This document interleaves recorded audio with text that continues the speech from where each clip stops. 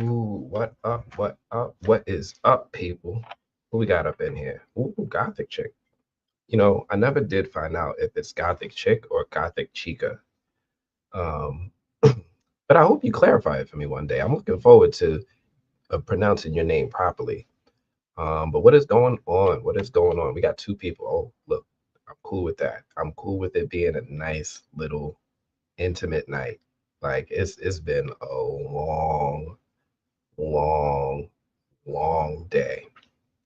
I'm literally flying straight from work to the seat to live stream. I'm like exhausted. Part of me was like, man, if I postpone it again, they might flip tables. They might flip tables. So I was like, you know what? Let me just do it. Let me just make sure I show my face, get on camera, just for even, talking about a few things. I know the FROMily is going to come through with their from theories. I know you guys are still out there in effect.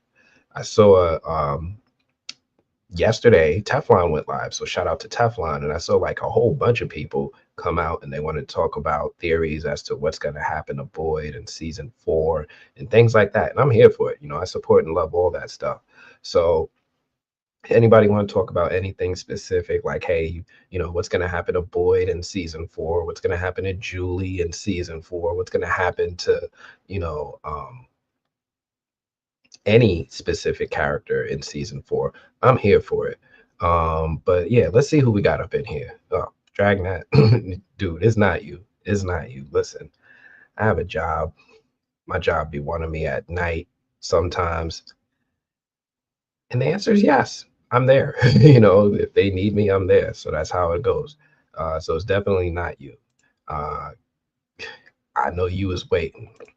Elizabeth Jaramillo, so always good to see you. Thank you for coming through. I got to tell you, I love that avatar. I love that avatar. That joint is fire right there. Yeah, I love it. Hey, let me move this over a little bit so I could look at y'all properly. It's right there. All right. Who else we got up in here? Marquisha, appreciate you coming through. Look, it's just 7 of us. Thank God. Sometimes when it be like a large crowd of people, I'll be like, a lot of people to handle, but this I like because this way I get to engage with y'all. We could have dialogue back and forth. I see the comments. Comments don't get lost and buried. But yeah, appreciate you coming through. Thank you, Marquisha. Elizabeth, what you got? I haven't been on anyone's live for a while now. Been so busy, and then the holidays. Glad to catch a live at night. Also, thank you. Look, I haven't been live since before the holidays, and I after a while, I started to think, people are going to think I stopped, right? People are going to think I stopped going live, and that's on me. That's on me because, yeah, it was a lot going on with the holidays, and then right after the holidays, I traveled, and then I came back, and it was a lot. It was a lot going on. But yeah, I'm happy to be here tonight. Kayla Deshay, always happy to see you, girl. Thank you for coming through. Appreciate you. Um, but yeah, we back. We back. We are back. We could talk about from. Yes, see, I'm ready. Look, right, I'm in my newscaster outfit tonight because not only are we going to talk about from, of course, as the movie blog, as a person who loves film and television, I gotta talk about some movies too, right? This year is a lot going on, a lot going on. Let's get into this. So again, right off the bat, anybody want to talk about anything from related, y'all know what to do. Hit me up in the comments. Let me know what it is that y'all want to talk about. We could definitely talk about what people think is going to happen to Boyd in season 4. You thought this was my Boyd coat? Is it my Boyd coat? It might be my Boyd coat. I think this was my Boyd coat.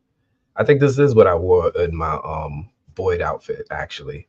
But no, this I wanted to kind of just start dressing appropriately for these lives. So when I do the news, so here's what it is for me. Like when I started to do this and I wanted to do like weekly recaps and things like that, I in my mind wanted to model myself after someone I think does a really good job at this type of content, and that's John Oliver doing Last Week Tonight. So I was like, man, it would be cool if I would be like, the From's version of John Oliver. So this is me just trying to fit into that vibe. But I guess I'm Boyd. Last week tonight with Boyd. um, would you say our boy Boyd is going to go through it in the next season, but he'll survive? You know, I think Boyd is going to go through it in the next season. But one of the things that I think is also going to happen is I think Ellis is going to get a story. I think Ellis is going to get a story next season. Like I know a lot of people was watching this season of From, and they was like, Ellis ain't do nothing, right? He was just there. He ain't do nothing at all. And then I saw someone pointed this out. I don't know if I could find it. Oh man, I should have took the screenshot. I wasn't prepared for this one. I'm prepared for everything else, but I wasn't prepared for this one. Let me see if I can find it because they've been dropping clues about Ellis this whole time, and I just never really caught on to them until someone pointed a major clue out. So let me see if I can pull it up real quick. I'm gonna see if I can find the episode. Thankfully, I keep these episodes at my fingertips. And I want to show you guys what was pointed out. I think maybe on Reddit. I'm not taking credit for any of this, right? This isn't my find. So excuse me, someone else noticed this, and I just couldn't forget it. It was just like such a good find.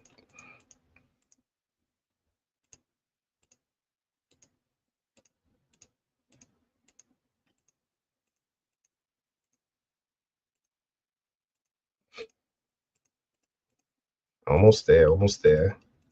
I found the episode.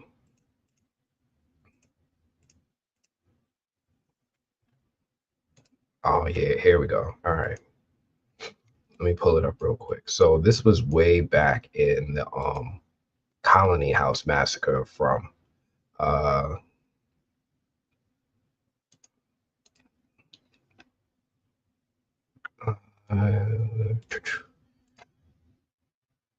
right. This is way back in the, you know what? Let me get up in from mode, right? This is what we're doing right now. Let me get into from mode real quick.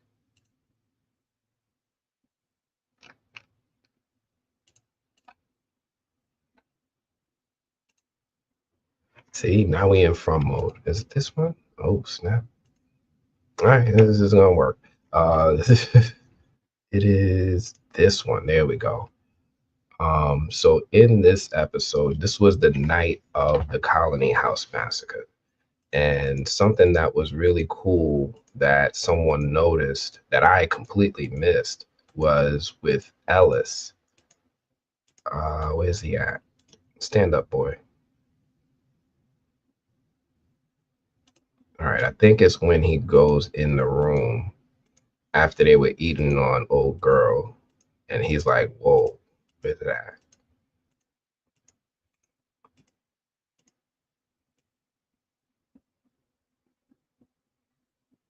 Well, you could kind of see it here. You guys see that? Y'all see this? Let me see if I can I zoom in. I don't think I can zoom in. Nah, I can't zoom in. Let me get another shot because maybe maybe this ain't the best angle. But when someone pointed it out, it was like you can't unsee it. Is it here? Is this when he goes in the room? Smiley's in the house. Yeah, it's right after this. It's this scene up here.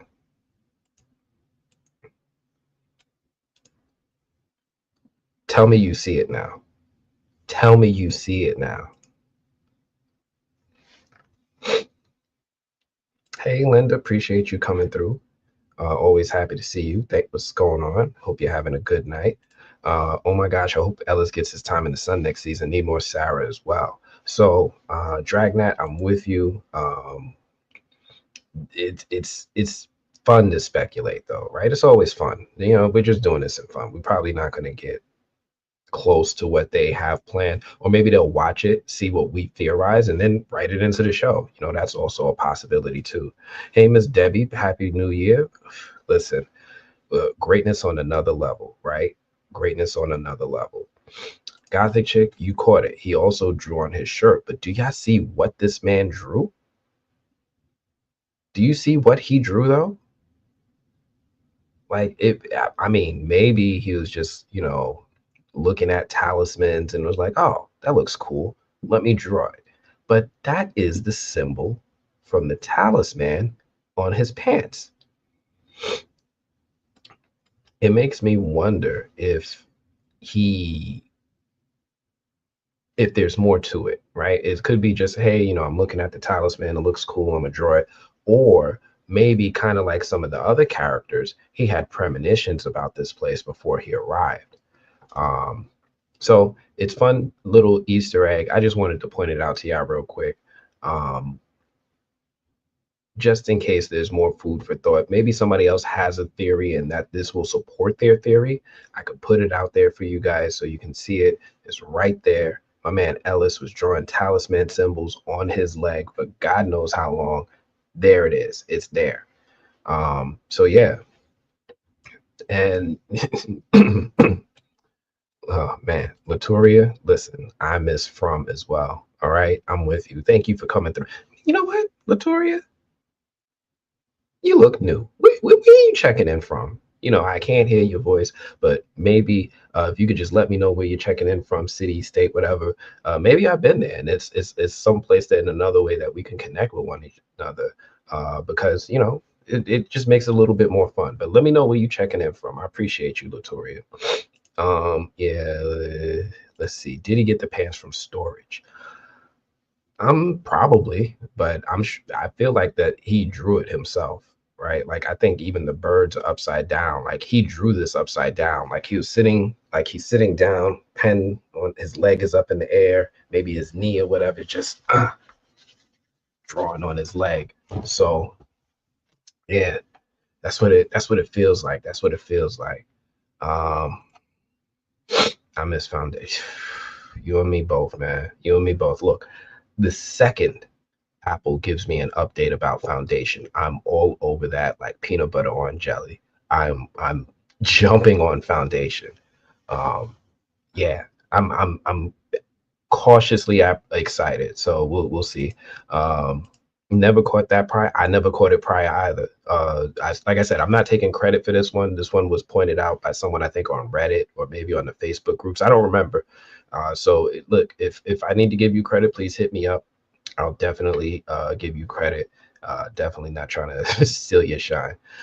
What episode and what season episode is that still from? This is season 1, episode 7.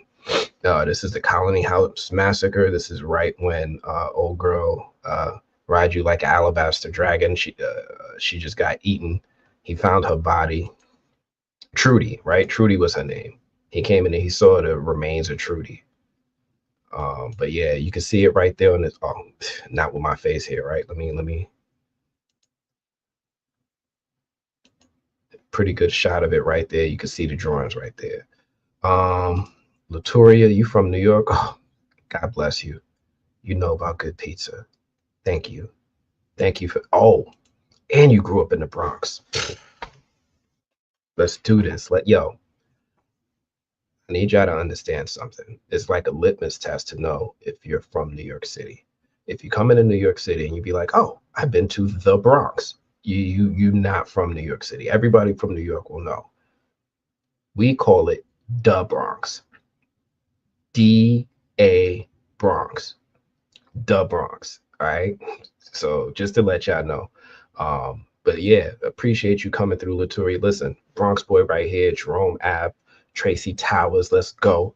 Yeah, everybody in the Bronx know Tracy Towers for good and bad reasons, but y'all know what it is.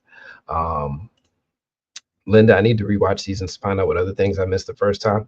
I mean, sure. I plan to definitely do rewatches. Not right now. I'm buried in other things. Like I got until tomorrow to submit my Critic Choice Award votes. I haven't done it yet. I still wanted to watch a couple more movies, but I'm eventually going to get around to rewatching season 1. It's probably going to be a while, I'll be honest with you. Like, I just watch. I have so much other responsibilities as a critic as far as my time that I like. When I do have free time, I'm usually trying to take in something new that I don't have to, report on or anything like that. Oh, thank you, Laturi. Listen.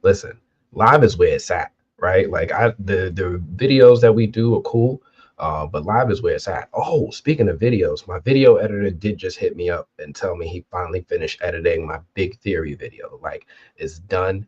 I haven't even, I'm literally am just now walking in the door from work. I haven't even downloaded the video yet to like review it to see how it came out. Uh, I don't think I'm gonna play. Maybe I'll play a couple of minutes of it with us together tonight. But I'm going to save the whole thing for later. Um, his shadow looks like an alien. Stop. Stop. Foundation was great. Foundation was great. I love Foundation. People don't understand. Foundation is probably the best sci-fi show out on TV right now. Space sci-fi, because this From is sci-fi too, but space sci-fi. Foundation is probably the top joint. I honestly think it's like Apple's Game of Thrones. It's like it should be their crown jewel. They're firing on all cylinders when it comes to Foundation. Michael Lamont, we over here looking at this still of Ellis. Look, this is just random stuff, right? Like, sometimes I get started, something pops in my head. I was like, oh, let me share it with y'all. This is something that I noticed maybe like 2.5 weeks ago. I don't know, on a Facebook or a Reddit forum, somebody discovered that Ellis in his pants right here drew on them, and it looks like he drew talismans, trees, and ravens. But it to me indicates that if it that there's potential that he draws stuff about FromTown without realizing it. I don't know if necessarily for sure that he did. Maybe he dreamt about it before he came to FromTown. Maybe he dreamed about it.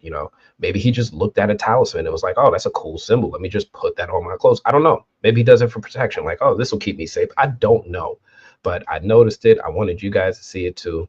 So this way we could all start speculating as to what this possibly is. So there it is. Is the talisman symbol, some trees, some birds. Do with it as thou wilt. um, Jeremy Ice and Fire has been doing rewatch parties. I caught a few. I may rewatch, but not sure when. Hey, shout out to Jeremy Ice and Fire for doing that. I know that these things go down. I don't partake. I have a really good relationship with MGM. I'm not trying to mess it up by doing anything that might rub them the wrong way. So you might not see me doing watch parties, but I respect it. I went to Pace. I even say the Bronx. You understand. You understand. This man gets it. Now, you got to be really, really, really Bronx to know about the pizza shop in Castle Hill where you get the pizza slices bigger than your head. Google it. You're welcome. It's worth it. It's worth that journey. I remember one time I went there by accident. I was like driving. I used to go to PS 36 on Castle Hill Avenue, and I was driving. I was like, oh, nostalgia. I'm right over here. Let me just pull over, look at the school from the outside because can't go in. That's creepy. And I was like, oh, there's a pizza shop. Let me grab something to eat. I'll go in the pizza shop, ask for a slice. The slice is like this. I'm like, oh my gosh, what did you just give me? And it took me like 20 minutes to eat that slice, but it was worth every bite. Oh my gosh, go there. Go there. Oh, Millbrook Projects. Oh, Bronxdale. What up? Uh Soundview Avenue. What up? Appreciate you, Latoria. Thank you for look. Now we talking, right? She know about that Western beef, right? She know about that cable vision right over there. I saw that joint out my window. What up? Yes, Brother Day it is. Yes. Brother Day is all that. I like Brother Dusk. I usually like the Brother Dusks. Brother Day is cool. Brother Dusk is usually my favorite vibe. But we saw what happened to Brother Dusk. Well, actually, we saw what happened to all of them, right? Denzel was on some. You know what? I think I might rewatch Foundation. Oh my gosh, I just remembered. You just popped that in my head. What happened with Demerzel with the brothers at the end of season 2? It was like, damn, that show is good. Oh my gosh, thank you. Thank you for bringing this back to me.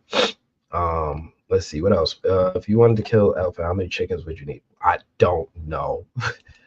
I don't know. Is there a scene with him in those jeans without the drawings? I don't know. I can skim through episode 6 real quick. Let me see if I can pull it up for you. Episodes. Can I just hit the back button? Will that work? Where'd my mouse go? Oh, it don't want to behave. No, it's not jumping. All right, let me switch this up. Let me see episode 6 real quick. I don't know. Maybe it does. I don't know.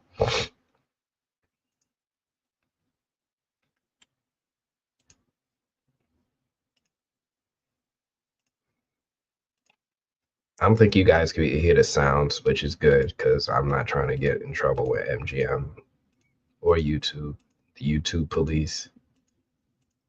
Is Ellis even in this episode? Yeah, I don't see him in episode 6. I know I'm skimming really quick, but sometimes they do that with TV shows. Like when they have big casts like this, you'll see characters alternate episodes. So he might only be in like episode 5. Let me see if I pull that up.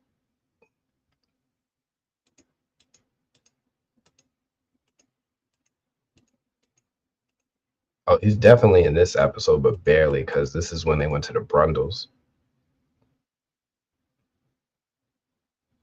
There you go. Those look like the same pants too. I don't know if I see the drawings.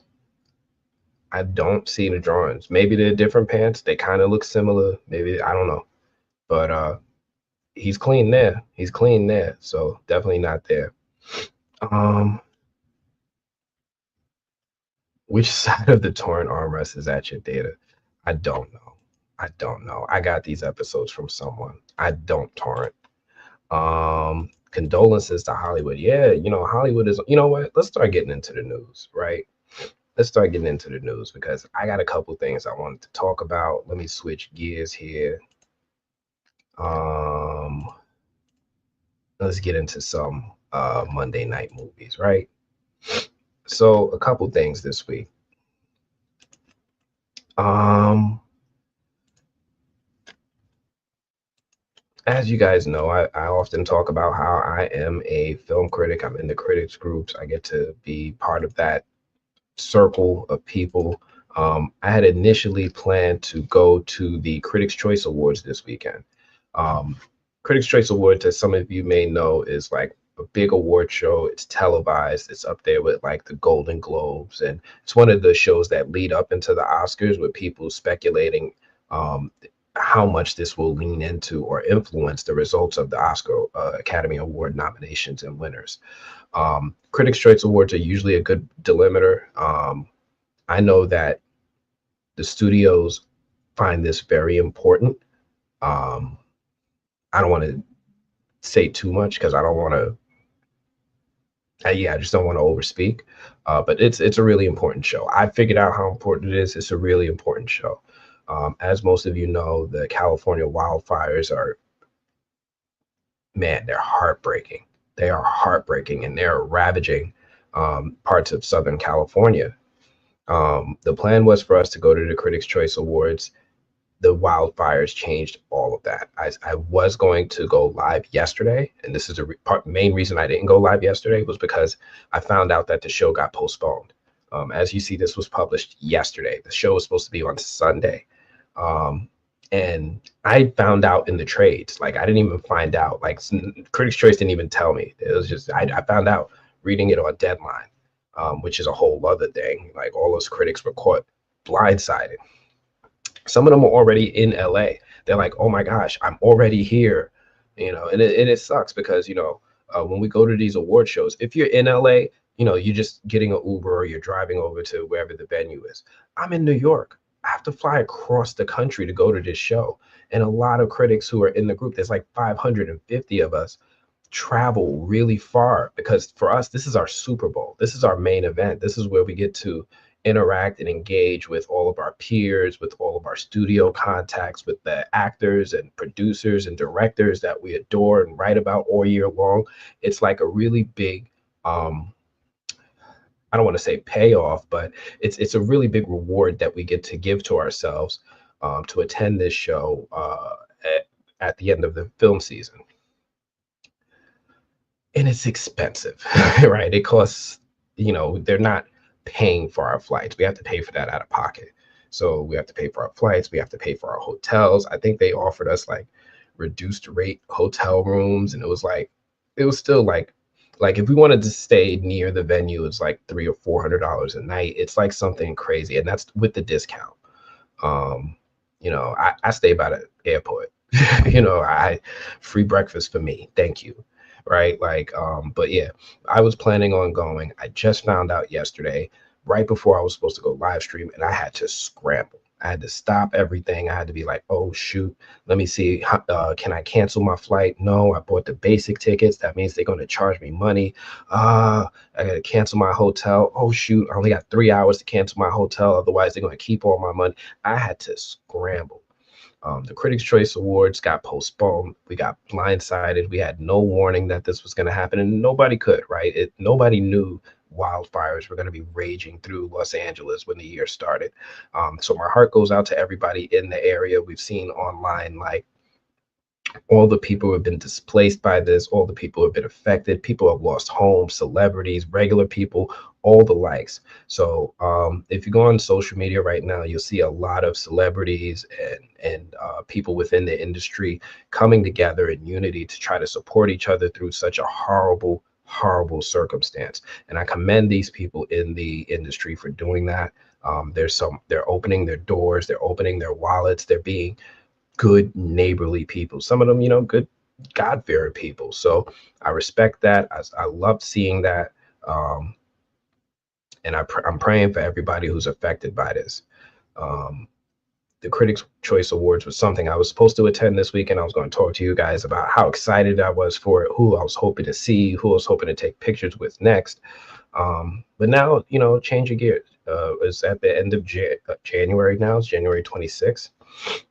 I'm looking forward to going. I was able to change things around, and I think it only made like a $50 difference, which was, in the grand scheme of things, not a big deal. I have my first world problems to deal with here, right? Like, oh, I have to reschedule my flight. People are losing homes. People are losing family members. People are losing, it, it, invaluable objects. I can't even imagine what would happen if I lost my family pictures, right? My pictures with my mom, my Stanley photos, all this stuff. I would be heartbroken. So, my heart goes out to everybody suffering through this. Critics' Choice Awards, all the people who, all my fellow critics who were caught off guard. And, if you lost money, my heart goes out to you. I hope that we're able to recoup and still see each other, meet up and connect in LA at the end of the month. And hopefully the worst will be behind us by then. But I think the last thing I heard was like the fires were getting near the Hollywood Walk of Fame. Like some of the famous movie theaters were in risk. Like, wow. I'm glad man. So definitely prayers and well wishes to everyone who's out there affected by this. What we got here? I lost track of comments for a second. Condolences to Hollywood. Happy New Year, Mr. Leo G. Happy to see you. Appreciate you coming through. Dragnet, you you have fun, dude. I'm gonna let you rock in the comments. Have fun, my guy. Mandy Moore has lost her home. Oh my gosh, man. Prayers to Mandy Moore and her family. I was reading online like insurance companies were canceling fire insurance. Like, what? They're estimating that the damages are at like 50 billion right now for what's going on. Paris Hilton's home was badly damaged too. It's an astronomical number. So definitely condolences to everybody going through all this. But yeah, this is one of the first things I wanted to talk to you about.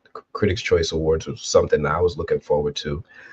Definitely prayers up for everybody out there that's going through this. What else we got to talk about here? Got a couple other things. I meant to give you guys my Earth Abides impressions.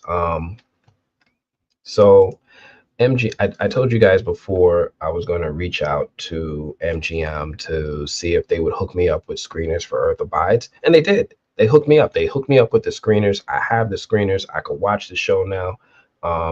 I just haven't had a minute to watch it yet. Like, I want to watch it. It looks pretty interesting. I know some people are having mixed reactions about it. Like, if you look at it online, it's like split in the middle. So I'm curious to see what it entails, and if it's something worth talking about with everyone. Um, but yeah, I was excited to talk about this show. I just everything took a left turn when my day went to hell yesterday. So I'm curious what you all think about Earth Abides. Should I really go through it? Am I going to enjoy it? Is it like from good or is it like teacup good? Like where does it fit in the spectrum? Let me know what you guys think. But I put this thing here like I was going to be prepared to give you impressions. I ain't got no impressions, y'all. I'm sorry. I'm sorry. I'm gonna circle back to this one for sure next week. Hopefully by Monday, I got some real impressions for y'all. Let me see what you guys are saying about this. That's Australia Day, January 26th. Let's do it. Let's do it. Am I supposed to wear my Australia Day? Nah, I gotta do a Pray for LA t-shirt when I go out there, right? If you know, shoot, maybe I should rethink this trip. I don't know. Uh, it's finished. It only went for one season. Oh, even better. I love that. If it's like a mini series that just wrapped up the whole story in one season, I love that. Thank you so much, Love Loop. This is what I needed to know. You loved Earth Abides. I'm gonna give it a shot. I'm gonna give it a shot. It's only one season. I love that. That's what I wanted to hear. Give me a complete story.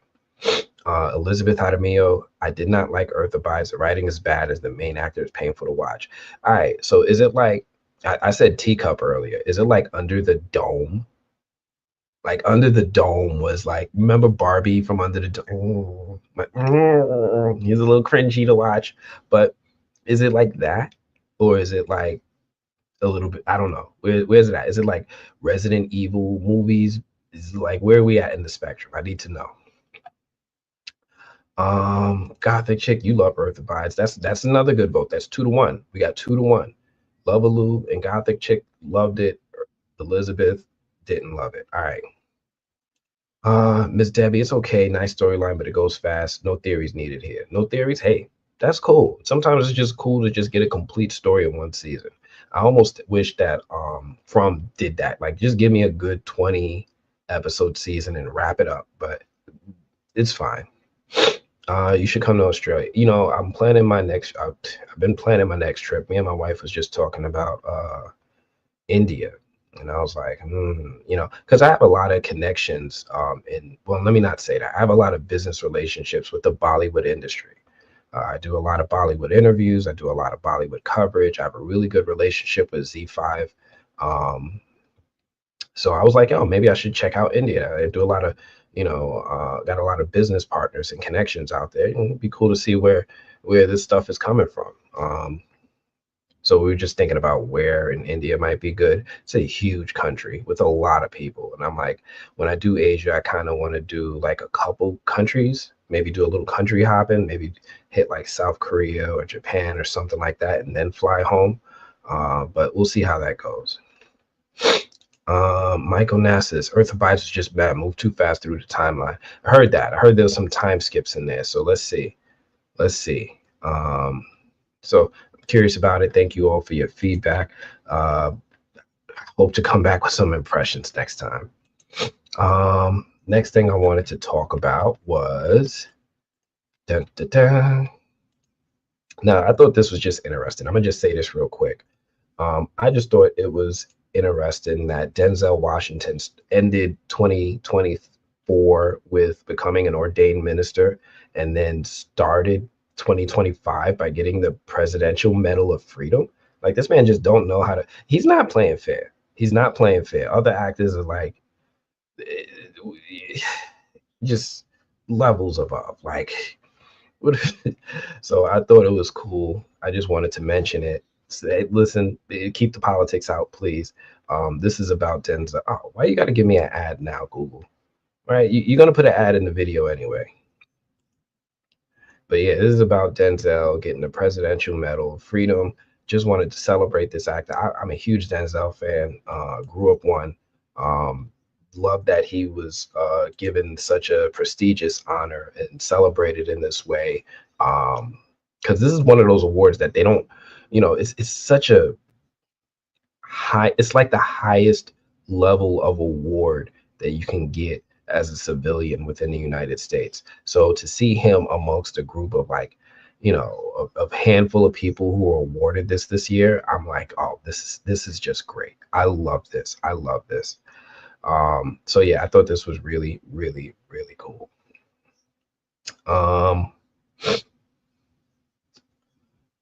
I don't know what other people think about this, but I did just want to point it out. I love pointing things like that. Let me make sure Denzel's in the frame, right? Like I'm covering Denzel and stuff over here. Get this man in the frame, right? I love seeing stuff like this. I love that this happened. Man, and the fact that Denzel is still like drawing crowds and still doing his thing at like 70 years old. God bless this man. He's doing it up. Um, let's see. What we got here? Elizabeth Hadamio, what you saying? I liked Under the Dome, even if some characters were insufferable. Earth Abides was worse. Under the Dome was a fun show to watch. Well, Under the Dome was a good show to pass the time. Critically, I would tear it apart, but I would still put it on because, like once you're invested, like in the first season, you're like, oh, the monarch is coming, the butterflies, oh, what's happening? Oh, you're invested in the mystery. It's hard to turn it off. The ending, the ending, the ending was it didn't end the way I wanted. And one of the most disappointing things for me about Under the Dome was they didn't answer enough questions. They raised so many major questions, and some of them they just threw out the window. So Under the Dome, critically, I would tear it apart. As pure entertainment is fine, but if you're saying Earth Abides was worse, hey, it's not a good recommendation. What did he earn the Medal of Freedom for? He earned it for being an outstanding influence in American culture with his performances and his humanitarian work. Like Denzel is one of those people that I've learned over the years is a really big altruistic person. Like he is so charitable in ways that we would never know because when he does it, he keeps it quiet. It's almost like he wants to be anonymous. He doesn't do it fully anonymously, like the recipients of what he's doing sometimes find out, but he doesn't let the public find out. Like, I think one of the biggest stories that most people probably know is that actor Chadwick Boseman, who played T'Challa. I think he was in film school. I forget where. Is that like some prestigious school, like Harvard or Juilliard or something like that? He was at some prestigious film school. And these schools are not cheap. And I found out that Denzel Washington, like, anonymously paid his tuition. He was just like, oh, knock that bill off. Like, whoa. Like, just seeing young actors coming up trying to make their way into the industry, he was just like, you know what? I'm gonna start paying some of y'all bills. I'm gonna take some of this burden off y'all. He started giving back. Chadwick Boseman would not have. It's possible that he might not have had the career he had if not for Denzel Washington. And you can look up interviews with Chadwick where he talks about it. He's like, yo, Denzel's that dude. I don't even think he had met him. Like it's not like they were friends. He just was paying student bills. So yeah, my guy was out here doing big things. So love Denzel for that.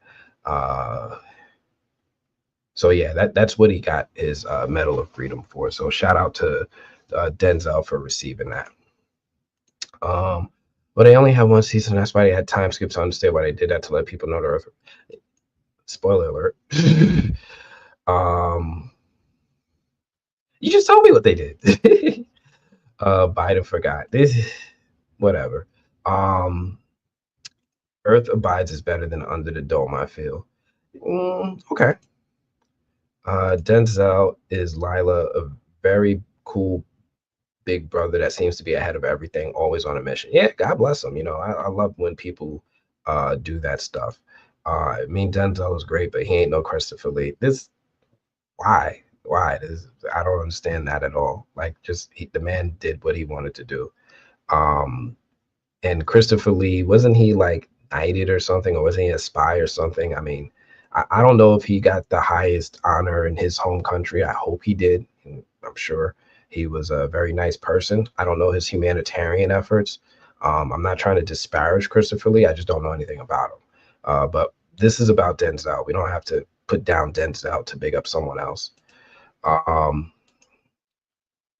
he was pretty awesome, though. He was pretty awesome, and he was pretty awesome in his performances. So shout out to Denzel for doing that, especially under the circumstances that he had to do it in. Right, like we all know that, and I'm pretty sure everyone knows that. You know, black people aren't picked first 90% of the time.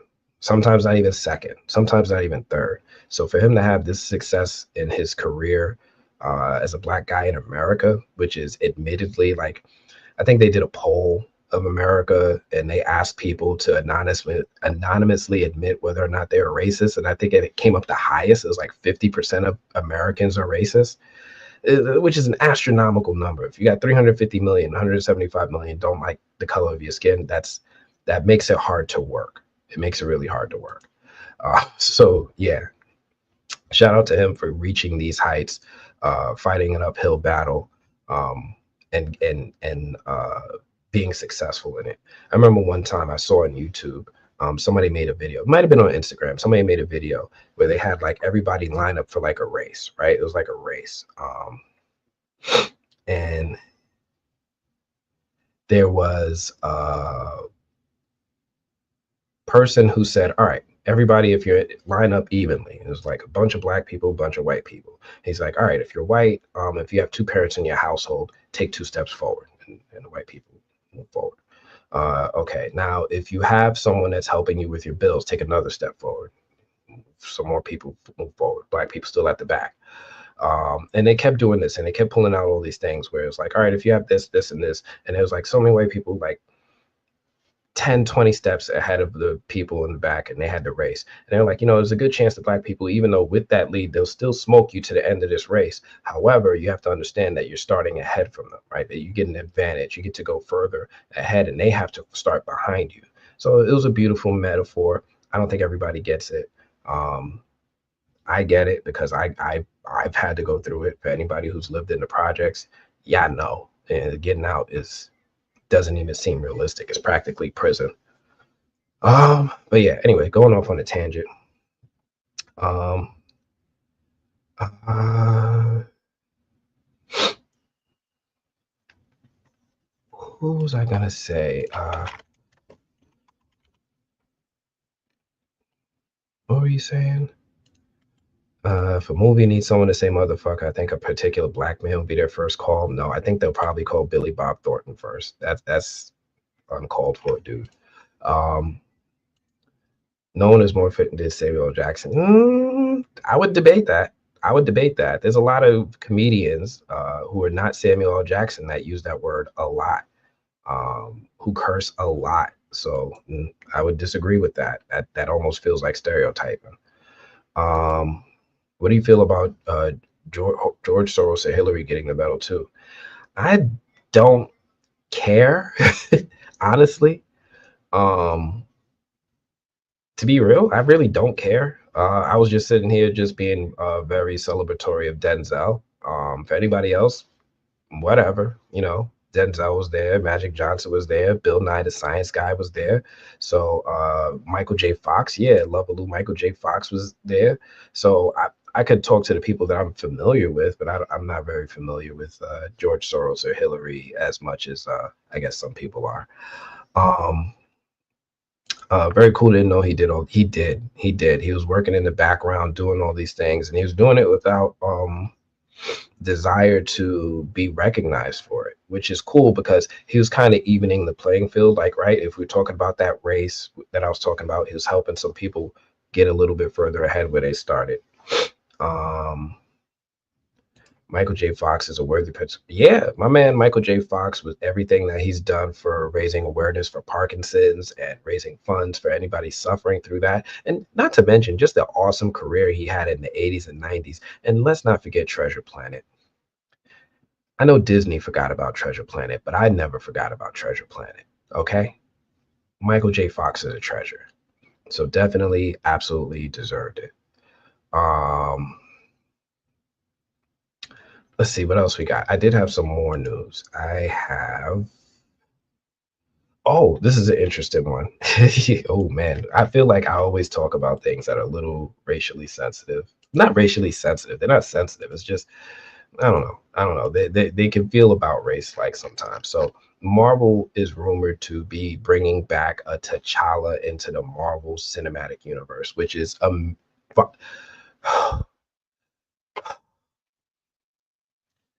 thank you, thank you. Oh my gosh, thank you.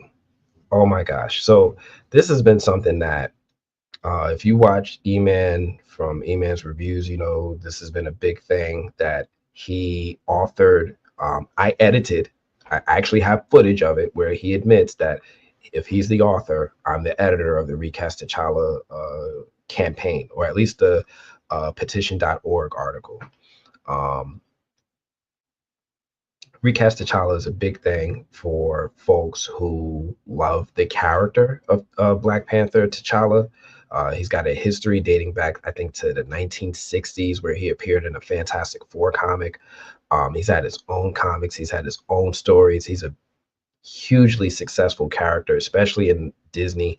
I believe he is the highest grossing domestic superhero film of all time, right? I'm pretty sure Black Panther has earned more than the Avengers movies in the United States, sitting at like 700 and something million in the United States alone, especially for a film that I don't even think did well, like not did well, but it just did really, really well in the United States. So it was for me and others, it was heartbreaking to learn about the passing of the actor who was portraying him, Chadwick Boseman. And then we got a double whammy with when we found out that Marvel chose to kind of bench the character, so to speak, for a while. T'Challa's or Black Panther Wakanda Forever didn't feature T'Challa and told one of his most essential storylines without him, with his feud with the Atlanteans and Namor. And now they're talking about the possibility of bringing in another person to play T'Challa. Now, it might not be the same T'Challa that Chadwick Boseman played. It could be a version of the T'Challa that was introduced at the end of Wakanda Forever and aged up. It could be a variant from a different universe. But they're finally in a circumstance where we're hearing rumors that they might bring in a new person to play T'Challa in the next couple of films, which I think is well overdue. Bring this character back. It was like, to me, it would be like, heaven forbid, an actor played Superman and hurt himself and couldn't play the character anymore. And they were just like, oh, we're just not going to use Superman anymore. We'll get, I don't know, Mon-El or Supergirl or someone else to do the storylines for Superman. We'll have someone else fight Doomsday. That's cool, right? Like, what? Can you imagine a Superman movie with Doomsday attacks and Superman ain't in it? Like, just no Superman at all? Like, I think people would be like, why did you tell such a essential uh classic story about this character without this character featured in it? That's what they do in the Sony comic book movies. Like, why are we doing all these movies about Spider-Man without Spider-Man? It's like, why? So they did that with Black Panther Wakanda Forever. I don't like that they did that, but now we're getting an opportunity to potentially see this character return. I'm curious what people want to see. If you guys are Black Panther fans like I am, I'm like, if you guys can see my wall, I've got Black Panther comics and posters on my wall. It's like you guys only see a small portion of the wall. Like it's pretty massive. But yeah, I'm excited about this news. I don't know what everyone else is thinking. Matter of fact, let me see if any of you guys are commenting on it. Sometimes you guys are like, when are we getting back to From? But let's see. The character Elizabeth Jaramillo says the character deserves to get a recast. I'm sure Chad wouldn't want the character to not continue on. He said that. Matter of fact, he did an interview before his passing where he was like, I want this to be a generational character. It should be like James Bond, and everybody gets to have their favorite iteration of the character. I know some people who swear by Sean Connery as James Bond. For me, Pierce Brosnan. For others, it's Daniel Craig, and so on, and many, many others, right? Everybody has their favorite James Bond actor. And he wanted T'Challa to be like that. Everybody can have their favorite T'Challa actor. People have their favorite Spider-Man, right? We got Tobey Maguire, Andrew Garfield, Tom Holland, and many others. And we get to pick our favorite. You know, not one cancels out the other. My biggest thing was that I remember sometimes I realize I live an amazing, blessed life. So I got to actually meet producer Nate Moore, who is the producer for one of the executive producers for the Black Panther films, the executive producer on the Captain America films. He's part of the Marvel Parliament along with Kevin Feige that kind of oversees all of the MCU. And we kind of talked, and me and E-Man were there, and we were like, yo, T'Challa, bro. Or better yet, what's this Wakanda series that you like? What is happening? And he kind of alluded to the fact that, and I think Kevin Feige said the same thing, that uh, the decision, the influence for the final decision, because obviously they don't get to make the final decision. Kevin Feige and Bob Iger do, but the influence for the final decision came from like the directors and the cast of the Black Panther movie, because in their mind, Black Panther was Chadwick Boseman. T'Challa was Chadwick Boseman, and they felt like it might be dishonoring their memory, or they just had too much sentimental attachment to Chadwick Boseman in this role. And I get this to a degree, because I'm not like a performing artist like I was in college. I used to try to act. I'm like an illustrator. I kind of get that, right? Like, you don't really want someone else drawing Savage Dragon besides Eric Larson. You really want to see Todd McFarlane drawing Spawn. You really want to see Jim Lee drawing that. Like, you don't really want to step as an artist. You probably really don't want to step into the shoes that somebody put such a huge stamp on. So I understand to a degree where a lot of actors, performers, directors were like, nah, man, that's Chad's role. But they're not thinking about it in the same way as a lot of comic book fans or fans of the character or cartoon fans who saw him in Avengers, Earth Mightiest Heroes, or whatever other medium he was in. They're not thinking about it like some people were sitting here waiting 60 years for this character to get a movie. And then after he gets one movie, he gets benched. They weren't thinking about it like that. They were just more so thinking, our friend Chad passed away. I really don't want to touch this right now. I get it. I don't like it. I don't agree with it. I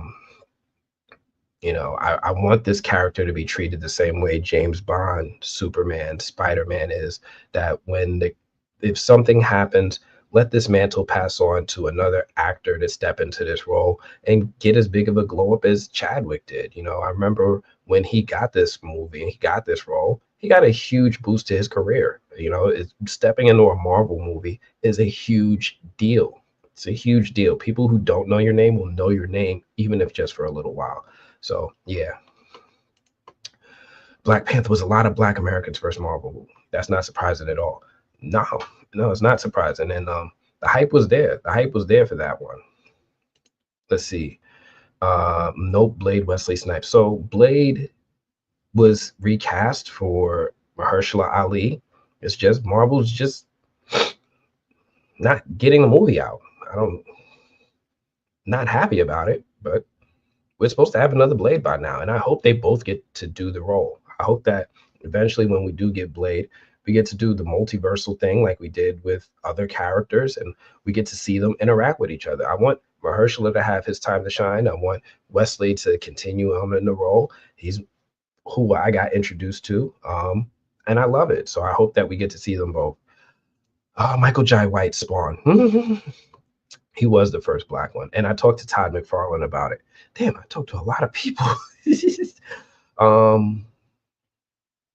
One thing I think I did ask him. I have to listen back to my interview. Todd McFarlane was my first professional interview for somebody you guys might remember that from my live from before. And I was so curious as to why he wanted to make, when he left Marvel, he left Spider-Man, peak of his career, why did he want to create a Black superhero? I just didn't understand it. And I think I did ask him. I have to go back and listen to see what his answer was. I would love to see a variant. Same here. I need to see my guy, and I know he's not everybody's pick, but I would love to see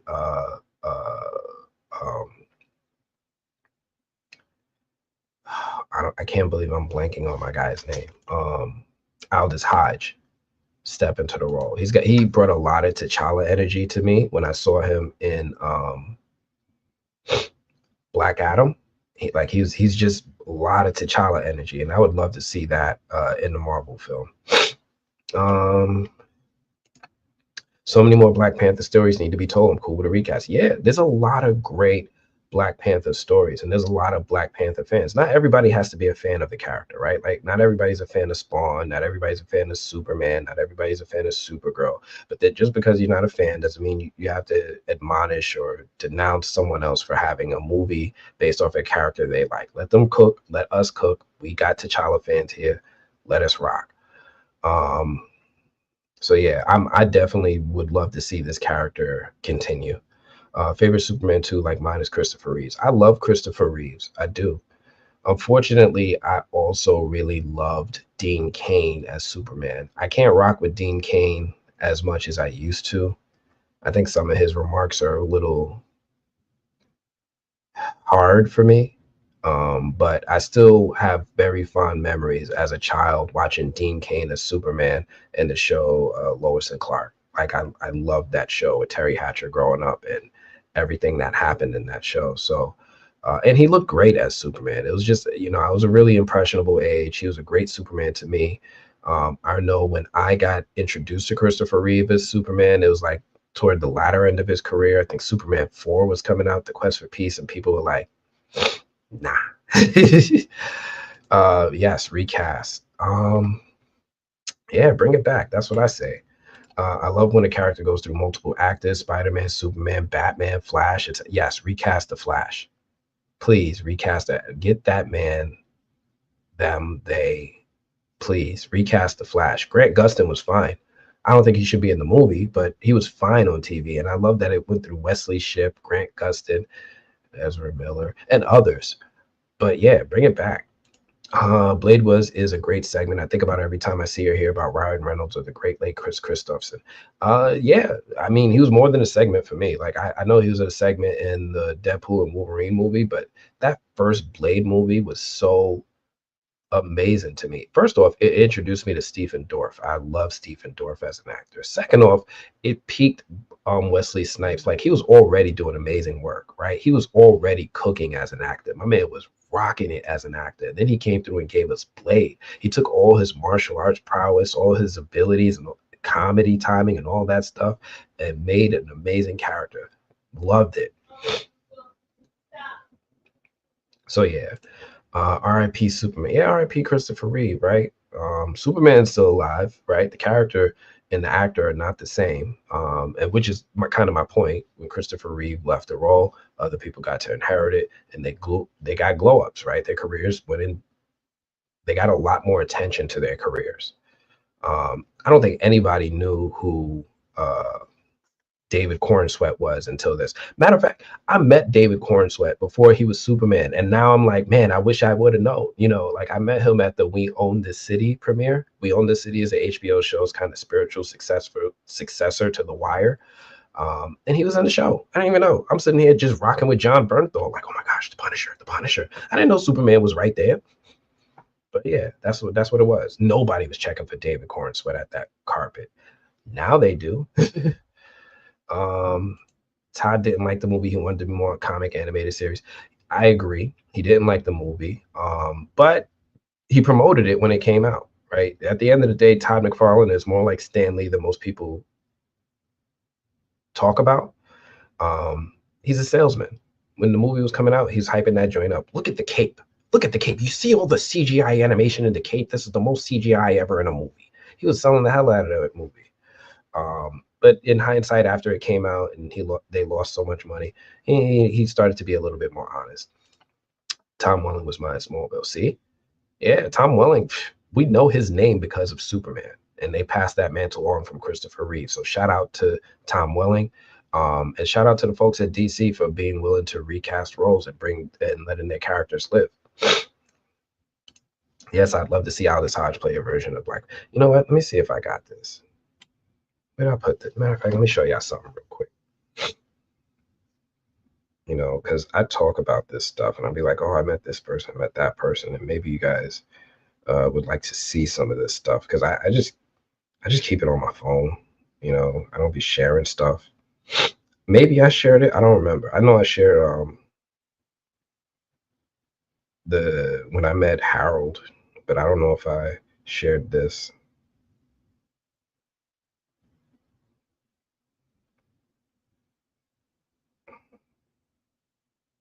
See how quickly I could do this. Bear with me. I see this is the tangents. And some of y'all love this, right? Y'all be catching me off guard and be like, oh, love when we catch you slipping, make you think. I love it too, but sometimes I like to be a little bit more prepared.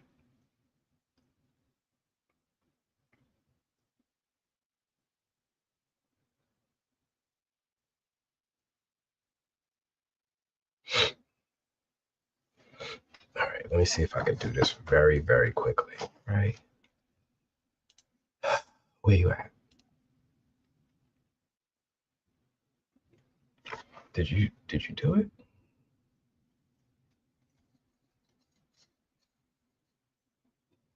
No. Of course you didn't do it, right? You gotta embarrass me. Here we go.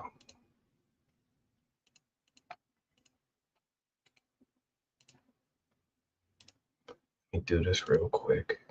And then let me get back to what we were looking at.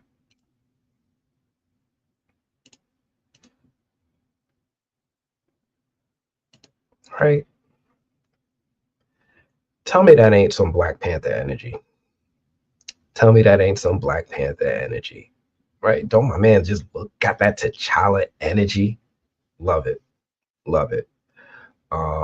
So yeah, I just wanted to put that up there for a quick second and let me get back to what we was doing, right? Let's get back to our regularly scheduled program.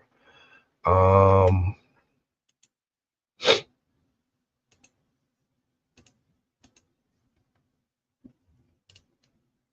what else is going on in the world of news? Loved Dean Cain when I was a kid. Then it was Tom Welling when I was a teenager. Current favorite is Henry Cavill. I respect it. Yo, when Henry Cavill showed up at the end of Black Adam, I screamed. I screamed. I was like, yes, we're finally on track. The Rock is saving the DCEU, and then it didn't happen. But I'm with you. Henry Cavill was that dude. Henry Cavill was that dude. Um, let's see. I like him as the character, even though he's not such a nice person. He did do good. Anyway, Ezra. I didn't like Ezra as the Flash at all. Like not even a little bit. Mainly because they gave him the title of Barry Allen. If they would have said he was Wally West, I would have been like, oh, this makes sense because he was definitely giving me a lot of Wally West vibes in his portrayal of the character. But as Barry Allen, I thought it was off. It just wasn't what I wanted to see. I think Grant Gustin did a much better job as Barry Allen as a forensic officer and all that stuff. And then it was actually a story about anyway. Going off on a tangent. Flash movie maybe a few years away, so probably, but I don't think we should. I think we should just recast the Flash and just wash it away. Um, yeah, but he is Superman, though. I know the rest that play Superman, all Superman, not many of them get to play them. No, yeah, let them all look, do it. Let these dudes be Superman. Let's get as many Supermen as we like. I think Tyler Hoechlin, I think that's his name, Hoechlin. Yo, this man is cooking on that CW show. Yo, I wasn't even watching. And then one day on my Instagram feed, they just showed me a little bit of the scenes of him fighting Doomsday. And I was like, what the? I wasn't watching. Why was I not watching this? Why didn't anybody tell me? Like, oh my gosh, it looked amazing. It looked so good. I was so excited. But man, yeah, I want to watch that show. I want to watch that. I hear good things about it too. Superman and Lois. I'm like, it's a spin on Lois and Clark, but yeah, let's see. It's one of them shows. Like, as soon as it hits Netflix, I'm binging it. Um, let's see. Let's see. I went into the store and missed some stuff, Michael. I didn't say Black Panther was the first Black Marvel. It was a lot of Black people's first Marvel. Blade came out when I was 2. Yeah. Well, it's generational, right? Like I'm older, so I got to see Spawn and Blade when they came out in theaters. I'm that old. But there were black superheroes before that. I remember it was like Meteor Man, Blank Man, Robert Townsend, and Damon Wayans were doing great things with these characters and trying to have superheroes and uh, black superheroes in film and stuff. So that was really cool. So for some people it was Meteor Man, for some people it was Spawn, for some people it was Blade. It's generational. There's not none of these guys are the first. Um, Man, it makes me feel. Me too. Me too. I got gray hairs, bro. Me too. Um, Man, you know I love you, but you too short to play T'Challa. I'm too short, but Aldous Hodge could do it. Not me. Aldous. Aldous could do it. He's got the height. Yeah, Aldous. Yo, go back and watch Black Adam, and try not to watch it for the movie, but try to watch it and say, hey, is Aldous Hodge coming off like a T'Challa? If you watch it with that lens, you're like, oh my gosh, he is T'Challa. Just minus the wings. Just watch it. Um, that's thank you, Kayla. Let me know what you think about it after you watch it. Please let me know. Reckon when Gunn gets to the Flash movie, be Wally West as the main, but I reckon we'll have multiple. Good. Multiple Flashes is great. I want to see Jay Garrick Flash. I want to see Barry Allen Flash. I want to see Wally West. I want to see Wallace West. I want to see all of them. Bring out the Flash family. Because when they bring out Batman, they're having the whole Bat family, right? We're going to have Nightwing. We're going to have Jason Todd. We're going to have Damian Wade. And we're probably going to have Tim Drake too. So we're probably going to have the whole gang. Bring out the Flash family. I support this. Wash away any memory of the old Ezra Miller. Thank you. Only reason Henry Cavill got an actor was because Russell Crowe talked to him at school. He wasn't going to enact, and he was an elite football player. I saw that. And then he was like, and they met each other years later. That actually showed up on my feed recently. And he was like, who are you? And you look familiar. He's like, yeah, you talked to me when I was in school. And he was like, whoa, so shout out to Russell Crowe for being that positive influence on him. It's great when we see actors help up and coming actors, like with Denzel and Chadwick and Russell Crowe and Henry Cavill. I love that. I love when we see it happen because it inspires them, right? It could be that little bit extra bit of motivation they need to go forward in their career. So yeah, me and my daughter used to fight over Tom Welling. I understand. He is dreamy. Nobody's saying shit about Brandon Routh, but he is dreamy. Let me see. I hate Superman and Lois on the CW. Used to love Supergirl and Flash, but both went downhill towards the end. I watched the first 2 seasons of Supergirl. It was solid. It was a solid show. Flash, I watched from beginning to end. By the time I got to like season 5, I was in too deep. There was no way I wasn't finishing it. I had to, and just hope the Reverse Flash would show back up to bring things up to another level. But yeah, let me go ahead and switch. Have I been watching Creature Commandos? I didn't watch the finale yet. Please do not spoil the finale for me. I watched everything but the finale. I'm keeping up with it. I hope Vince is watching from New Blurred Order. I like Creature Commandos. I said it. I like a James Gunn project. I really, really like Creature Commandos, like a lot. Not a little bit, a lot. I like Creature Commandos. I said it. I like a James Gunn project. Vince always gets on me for saying I don't be rocking with James Gunn like that. And he don't always put out stuff that vibes with me. Creature Commandos is the exception. I really liked it, except for the adult stuff. They didn't have to do all that sex, but this is where we at. Nick Hewitt, thank you for coming through. Appreciate you as always. Hope you're having a wonderful Thursday night. Listen, I know it's not our normal Mondays. Life got out of control this week, but we're all together. I'm glad we were able to get together this week. I have not yet seen Unhinged on Netflix. I kind of will admit I stepped away from Russell Crowe movies. It felt like lately, and a lot of actors do this when they're in their latter year stages of their career. Like when they're in their mid-age and stuff, they like really are particular with the roles they take, and it feels like as they get older and later years in life, they're just like, yo, I'm just doing it for the money. I'm just here for the paycheck. And I felt like Russell Crowe was falling into that boat where he was just putting out films that weren't of the same quality that I loved him for, and I just kind of stopped watching his projects. Um, let's see. I got season 8 and bowed out when Flash saved the day against the Mirror Woman by asking her nicely. I understand. I totally understand. I don't blame you. I'm not going to try to convince you to go back and finish it. I get it. Speaking of Henry, what do you think around seasons he left Witcher, and what are your thoughts on actors who know canon versus writers who aren't aware of it?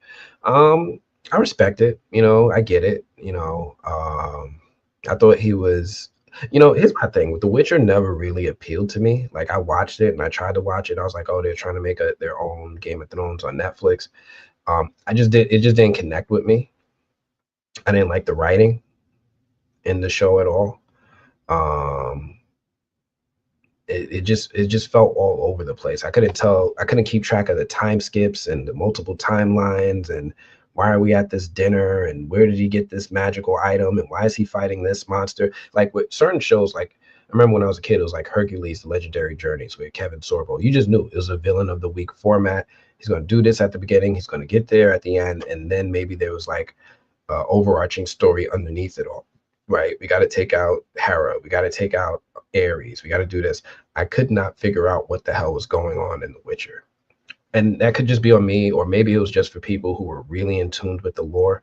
I wasn't. I was walking into it fresh. I never played the video games. I missed it. I thought Henry was great in the role. And I do respect him leaving it for the reasons he did, because, why not? He has that right. Um, but I think the show is going to be different without him. I don't know if it's going to have the same reaction in his absence. All right, let me start to move on. You have to finish it. Oh, don't finish. You don't have to finish the Flash, but I understand if you do. I will say, it got weird when XS showed up. I was like, who? Who the hell is XS? Who is this girl? I didn't know who she was. Let me see. Anyway, let me move on a little bit. I've been on this for a little bit. We're recasting T'Challa. The other thing I wanted to touch on is recast Balin's skull. Look at this. We didn't have to wait 5 years from Disney. There's no reverence to the character. Like, oh no, this is Ray Stevenson's role. You can't do that. You can't do that. No, it's his. Nobody else could be Balin's skull. They didn't do none of that. All that energy was gone. Gone. Right? Ain't nobody do that with William Hurt with the Hulk. Ain't nobody do that with Balin's skull with and I'm not trying to be disrespectful to Ray Stevenson, right? But I just like to highlight when there isn't a sentimental reason to not recast a character. Game of Thrones actor, what's his name? Rory McCann. Rory McCann is reportedly stepping into the role of Balin Skull in the next season of Ahsoka. Now, I've read online, most people enjoyed Ahsoka, right? Especially if you were like into the Clone Wars, or you were into that other Star Wars cartoon she was in. People were into Ahsoka. They were like, yo, Rosario Dawson did it. It was a cool show. Some people didn't like it just because they just hate Disney right now. They just hate everything Disney is putting out. They just really don't care. Some people don't like it without even watching it, which is wild to me. They're like, oh no, I don't want DEI. I want good writing. And I'm like, what part of writing is casting? Mm-hmm. Tell it on yourself. But and who where's the DEI? I don't. Anyway, tangent. Balin Skull is coming back. And Ray and my man Rory McCann is stepping into the role. Now you might be like, who the hell is Rory McCann? This is Rory McCann. Rory McCann played the Hound in Game of Thrones. He was Clegane, the Hound. Do you remember him? I'll take 2 chickens. He was just wrecking people with his big giant sword taking on his brother, the Mountain, at the end. They're saying Rory McCann and Ray Stevenson were good friends. He's going to be stepping, potentially, this is a rumor, stepping into the role. Then this news just came out like maybe 10 minutes before I went live. Look, 27 minutes ago. It's 27 minutes ago when I loaded it. If I load it now, 2 hours ago. It's 2 hours. This is fresh off the presses. So this is brand new news. Rory McCann is stepping into the role potentially as, and because it's from comic book resources, I give it a little bit more credibility. I give it the most when it's on like Deadline or Variety or one of those other outlets, but comic book resources is pretty good. So they're reporting about it that recast Bale and Skull is happening. Season 2 of Ahsoka is happening. They're not sitting here having some emotional attachment to the character and saying that they can't recast. He's coming back with a new actor, and I'm excited for it, honestly, because one, I was like, I don't. There's such good acting in Game of Thrones. I love how, again, when you get on a platform where everybody can see you, you get more opportunities, and it's working for Rory, right? Because he was on Game of Thrones, now he gets to be in Star Wars. And if you don't see the direct correlation with his exposure in Game of Thrones, I don't know what to tell you. I don't know what to tell you. But yeah, I'm excited for this. Let me see what you guys are saying, because I know sometimes I rant and I love talking to you guys about it. Let's see. XS. Yeah, XS was the daughter. I don't want to spoil it. Disney Star Wars is dead. I can't say it's dead. I really love the first 2 seasons of The Mandalorian. I love that they brought back Luke Skywalker. I was like, if 50% of the audience loved, oh shoot, why am I not remembering the name of this show?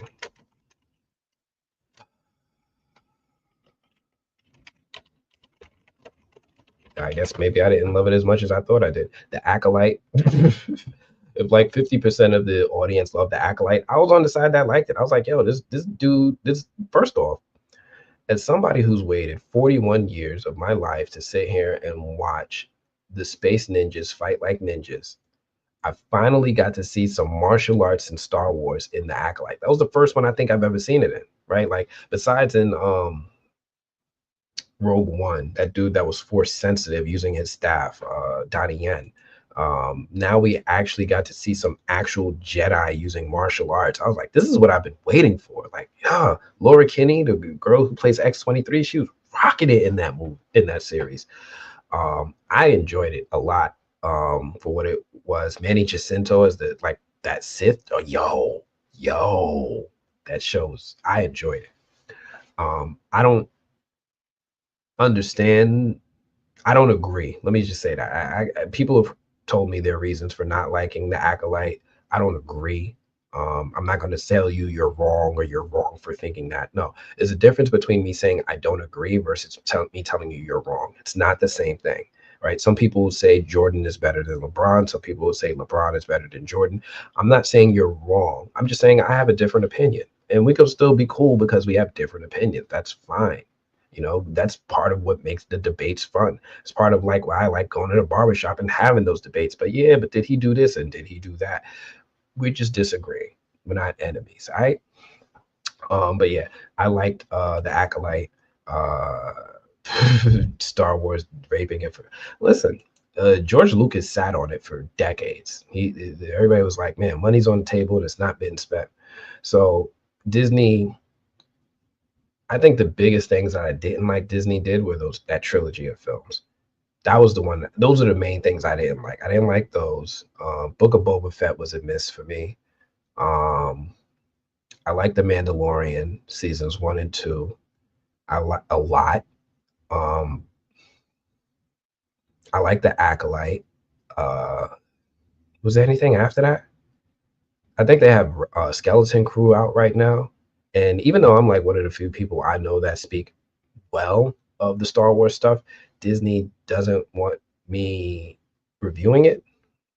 That's the only thing I can imagine. I ask them for screeners all the time, and they don't. I guess they don't want to give it to me. They give it to my peers. They don't give it to me.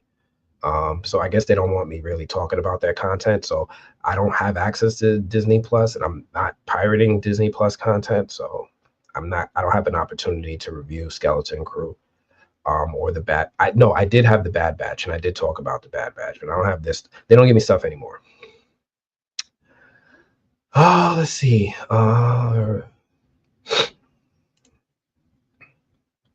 I'm the opposite. I always support the actors. I love and watch everything within reason. I would only stop watching if it's really horrible, like you're talking about, and I couldn't get into The Witcher. I couldn't get into The Witcher. I love Henry Cavill. I watched the first season and a half. I just couldn't get into The Witcher as well. So I'm with you, Lovaloo. I support Henry Cavill when he does stuff. I liked him ever since Immortals. Like when he got cast as Superman, I was like, who is this dude? And I went out and I watched Immortals, and I was like, yo, this dude is all right. I could see he just need to bulk up a little, and he could be Superman, and he did. He did the damn thing. Disney doesn't come out with good stuff anymore. I disagree. I still like Disney stuff. Not all of it.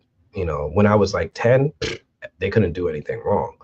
Now that I'm an adult and I look at them with adult eyes, not all of it. I didn't like the live action Lion King as much as I like the original. I didn't like the live action Aladdin as much as I like the original, but I did like the live action Aladdin. But yeah, let's see. They paid billions for this. They messed up with that trilogy. I'll say that. I didn't like, and I can't even just put that all on them. A lot of that goes to the directors and writers. I love Henry Cavill, but I'd never heard of The Witcher, and the hype around it was all over the place and got swept. So when I watched the first episode, I was genuinely gutted. I understand. You know, when you watch shows that have a really impressionable first episode and you watch one that doesn't, it's heartbreaking. It's heartbreaking. Yes, the Hound. The Hound is the new Balin Skull. We kind of went off on a tangent, just going off on Disney. And I promise you all, I'm not trying to bait conversation. I'm just talking about things from my honest point of view. But I also know that I'm going to be talking about things that people might not agree with. And this is where we get to come in and we get to have conversation and opinion, hopefully without being offensive. Don't offend people with your opinion. If you know, you don't have to be vulgar, you don't have to be nasty. You could just be like, I don't like it. And if you say you don't like it, say why you don't like it. Don't just be like, oh, because they did something terrible. Express what was terrible. Get specific. Like, I didn't like this scene. I didn't like this casting. I didn't like this film. I didn't like this aspect of it. Don't just say I didn't like the Acolyte. What about the Acolyte didn't you like? Get specific so we know what you're talking about, right? Otherwise, it just sounds like substance talk, not surface level talk. Excuse me. You think we ever going to get the next Game of Thrones book? Even George R.R. Martin said we might not get it. So I'm not holding my breath. You know, we'll get the next show. We ain't getting it. Pedro Pascal, Game of Thrones really shot his career up. He was ready to quit acting before that role. Yeah, Pedro Pascal, again, when you cast people in roles, they get a glow up and exposure. I had no idea he was in Buffy the Vampire Slayer. And I loved Buffy. I saw every episode to the final season. Had no idea that was Pedro Pascal in it. Now my man is Mr. Fantastic, and that's, man, I hate that casting so far, but he's getting in everything, right? He's Joel. And what's even more incredible about Pedro Pascal is that he's not getting the hate about when they race swap a character like other people do, right? When they swapped him in for Joel, who in the game was a Caucasian man, nobody showed up with pitchforks and stuff like they do with other characters, right? When they race swap characters, normally it is people are flipping tables. This is bad writing. You know, they're all over pissed. Pedro Pascal has somehow found a way to sidestep all of that stuff. He's like, oh, none of this for me.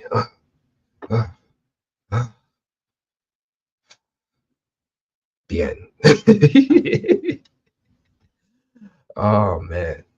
So yeah, shout out to Pedro Pascal and also figuring out how to crack the code. My man cracked the Da Vinci Code and being able to race swap characters and not get the hate. Let's see. I love Balin Skull, but he passed. Rest in peace. Recast. Yeah, amen to that. Recast. Cancel my Disney account. They keep destroying AP. They're starting to destroy Simpsons. They destroy Star Wars. They're going to kill off many more. The Simpsons has been the way the Simpsons has been way before Disney. Way before Disney. Can't blame them for that, especially because The creators of The Simpsons, Matt Groening and company and Conan O'Brien, they talk about it all the time. They have autonomy. Disney has zero influence or input on that show. So I don't see how Disney is ruining that show when the people who are writing, voicing, and animating the show are saying Disney's not giving them any input. So this just feels like, a dislike for Disney as opposed to anything. No offense, Dragnet, but me and you chat. But I'm gonna call it out, right? When it's specific, right? So if there's something specific you don't like about The Simpsons now, say that. Tell me, what is it that you don't like, or you don't, this particular episode or this particular casting or whatever. Say what that, and please specify when Disney took over. So from 2019 forward, the last 5 years, that's really when it kind of kicked in.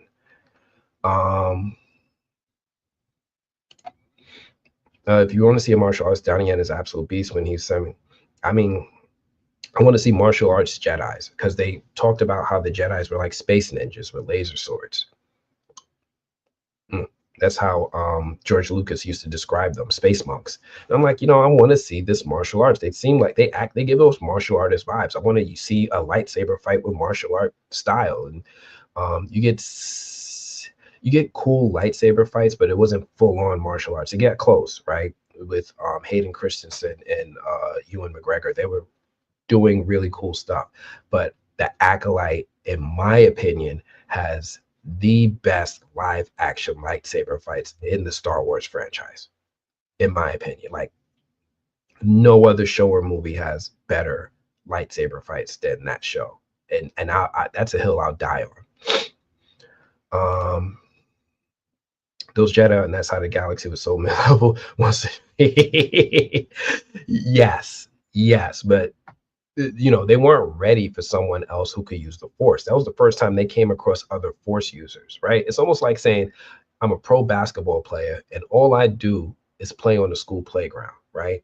I never saw another pro basketball player in my life. Like, we just got one team, the Chicago Bulls, and we going out to the playground and we knocking out rookies left and right. And then all of a sudden, LeBron, Steph Curry, and Kevin Durant showed up. It was like, whoa.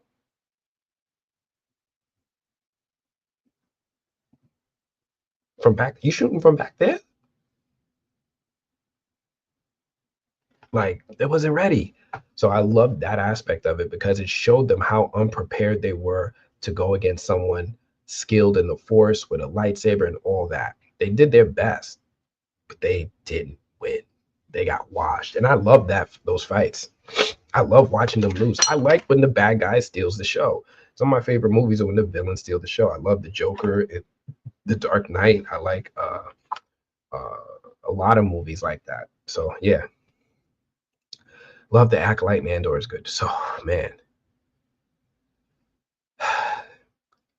Andor is a whole nother topic. I'm going to go for, I'm going to save Andor for Monday, because that's going to take me a while. Only Jedi with hands was playing 4, 5, 6. Yo, my guy came through. He came through. He came through with them hands. And nah.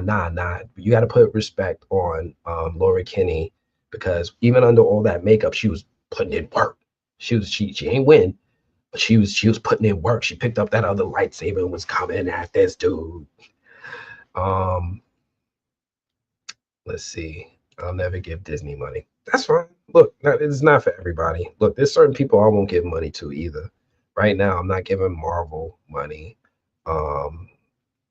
Right now, I'm still on wait and see with DC. There's a few people I'm just like, I'm not going out of my way for you. That's fair. I totally get Spider-Man movies with Sony. Not my money. Skeleton Crew is pretty good. Maybe one day I'll find out. Maybe one day I'll be able to get to see it too. Right now, I'm not in a position where I can watch it. I had the time to watch it before. That ship has sunk. That ship has sailed, not sunk. Let's play the game. It's better. I have The Last of Us 2. You guys might get mad at me, but it's been in the shrink wrap for 3 years, sitting next to my dust-covered PlayStation 4. I got a PS5 now, and I promised myself I'm gonna play it before the show comes out. But first, I got to save New York City in Spider-Man 2. I'm like halfway through. I have to save New York City. If you guys follow me on Twitch, I'll be live streaming myself playing Spider-Man 2 sometimes under the movie blog. Disney stole the Lion King. Yeah, you know, a lot of people steal stuff. I'm not saying it's right. They stole it. So, still love the Lion King. I'm sure Kimbo was good too.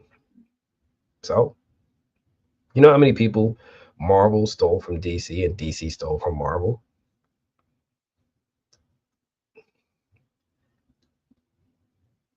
So, I have a strong hate for Disney for that. I mean, for Kimbo or for Star Wars? I don't know. There's a lot of Disney hate.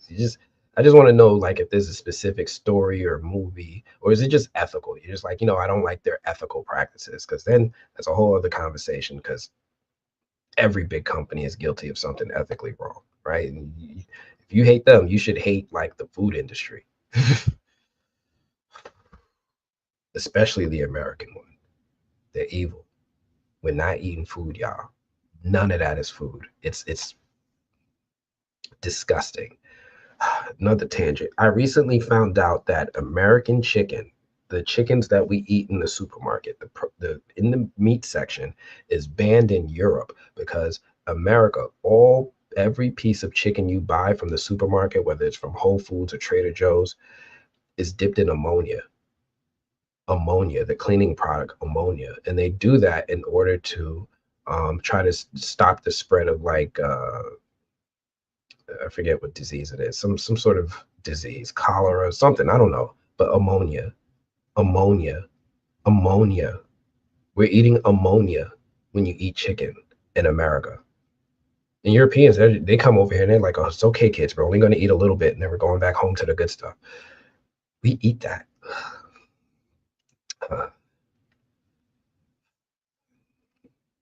Let's see.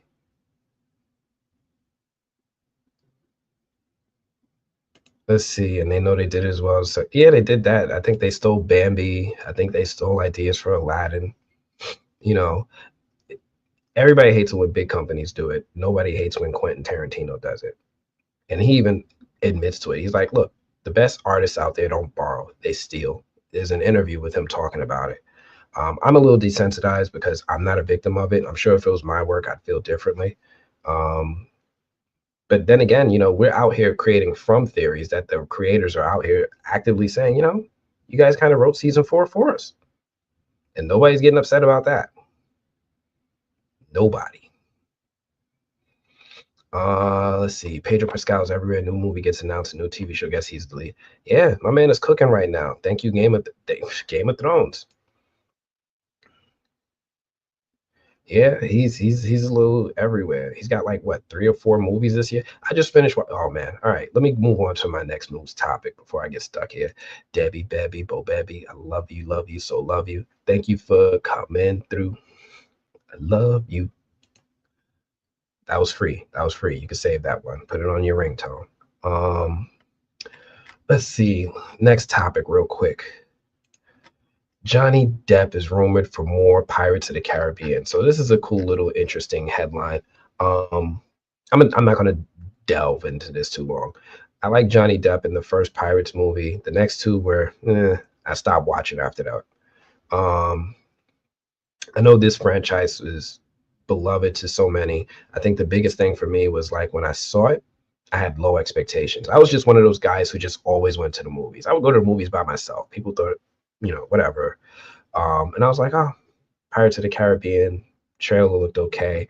I just wanted to kill time, and I had, money in my pocket, burning a hole in my pocket. And then when I walked out, I was like, oh my gosh, what did I just watch?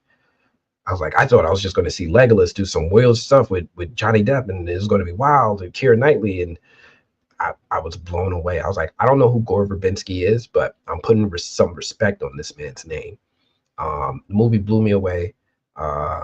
There's a rumor that I think they said they offered him like $300 million and an apology letter to come back.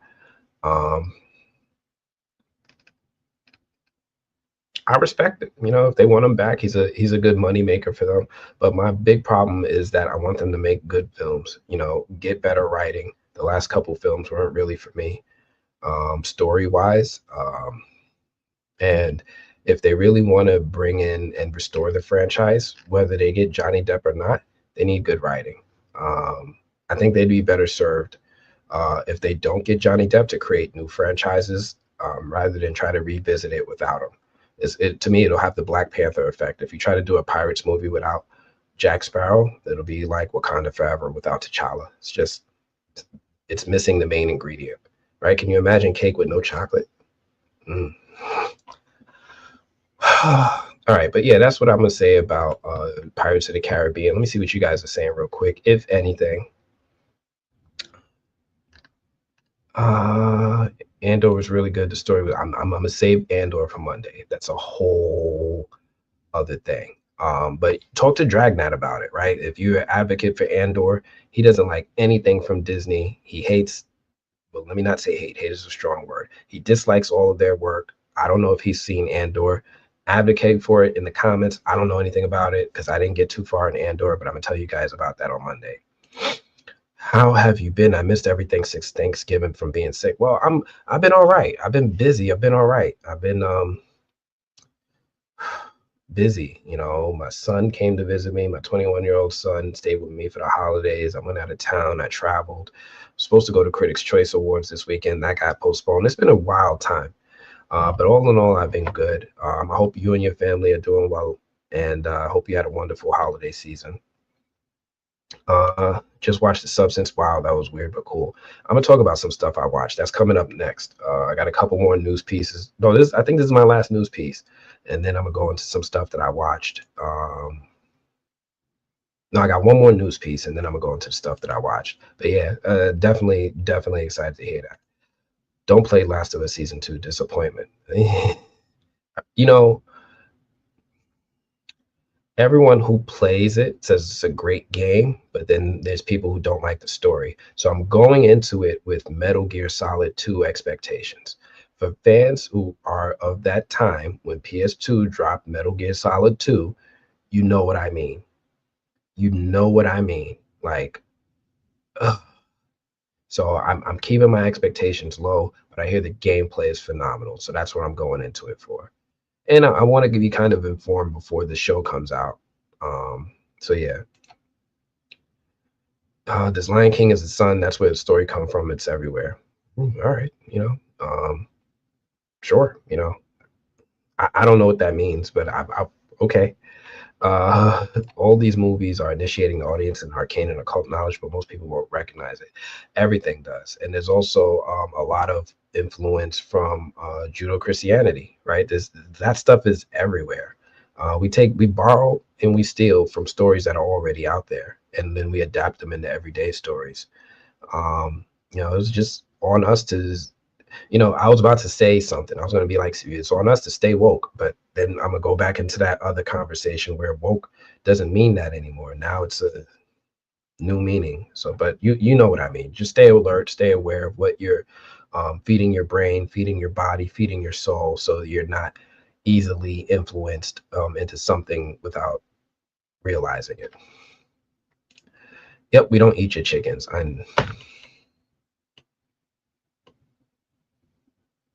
That hurt. That hurt. I know it's banned in Europe and every other country. I didn't know. Me and my wife, we travel and we go to other countries. And I'm like, the food kind of tastes different here. And at first I was just like, all right, I guess they put different stuff in their food. And they're like, no, there's nothing in it. Nothing. Yeah. Why are these chickens so small? Because we didn't give them steroids. You ain't getting chickens with arms like that. Chicken with arms like that. You ain't getting that. Right? You getting that's how God made them. I didn't know. I grow food and buy chicken from a local farm because I'm allergic to chemicals they put in chicken. Yeah, I have a little garden. I grow my stuff now too. So I'm with you on that. I live in Australia. I couldn't eat American food because too many chemicals. You guys still allow pesticides that are banned in China. So yeah, I could. Here's the thing. People probably don't realize this. We didn't know. In America, Nobody told us. And we're intentionally educated to a certain degree so that we don't realize it. Like most people, when they do find out, like, what the fuck is in my chicken? Like, once we do find out, we kind of swear it off. But by and large, general population does not know any of this is happening. And that information is intentionally withheld from us for profit. I had no idea. I had no idea. They actually teach us, milk is good for you and cereal is great. And then we find out what's in it. It's like, what the is this? Red number 5. What is this? Love you too, Dragnet. I appreciate you. I love to inspire songs. I'm sure you do it all the time. You did that intentionally with that name. You knew what you was doing. All right, let me see. No more pirates. Pass the torch, Johnny's. Do something. Cake without chocolate is cold cake. That's their sponge cakes, and I don't eat those. I like my chocolate cake or cheesecake. I don't eat those other ones. When I first started getting fresh chicken from a farm, I thought stunk. No, it's not just yeah, I got that when I get kosher chicken and when I go to the Amish areas. Like I'm in the New York area, so going to a farm is a journey. But there's an Amish country in Pennsylvania. It's like 2 hours from me. I could go there and get fresh chicken, and it's amazing. It's so different. My neighbors, or if I get Hebrew chicken, or my neighbors sometimes give me kosher chicken. It's really good. But let me move on to the next topic. I love when we talk about food because we could just talk about food forever. Oh, do I not have a tab for this? All right. So, just real quick, the Golden Globes happened. Now, I was going to talk about this in relation to the Critics' Choice Awards, mainly because looking at the stuff that the body of critics nominated for awards is very little overlap for what we're seeing here with the Golden Globes. It's like, what? Like, best motion picture, drama, The Brutalist. I don't even know if we nominated that for best picture. Let me see. Did we? I don't know. Did we?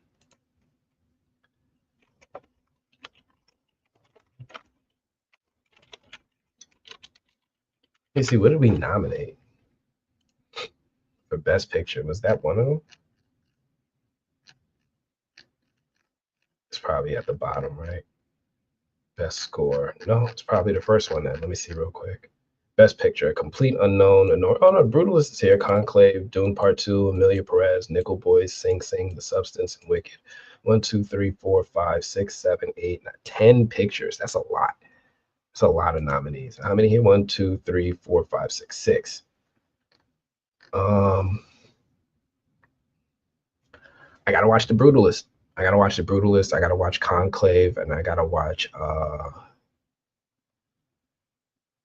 there's one more.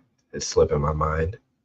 But I got to watch a couple more movies before I put in my votes because these guys are saying this is good. So I saw A Complete Unknown. I got to watch A Complete Unknown. I saw Dune. I saw Nickel Boys. I saw Summer September 5. I didn't see these other ones, so I got to add them to my list.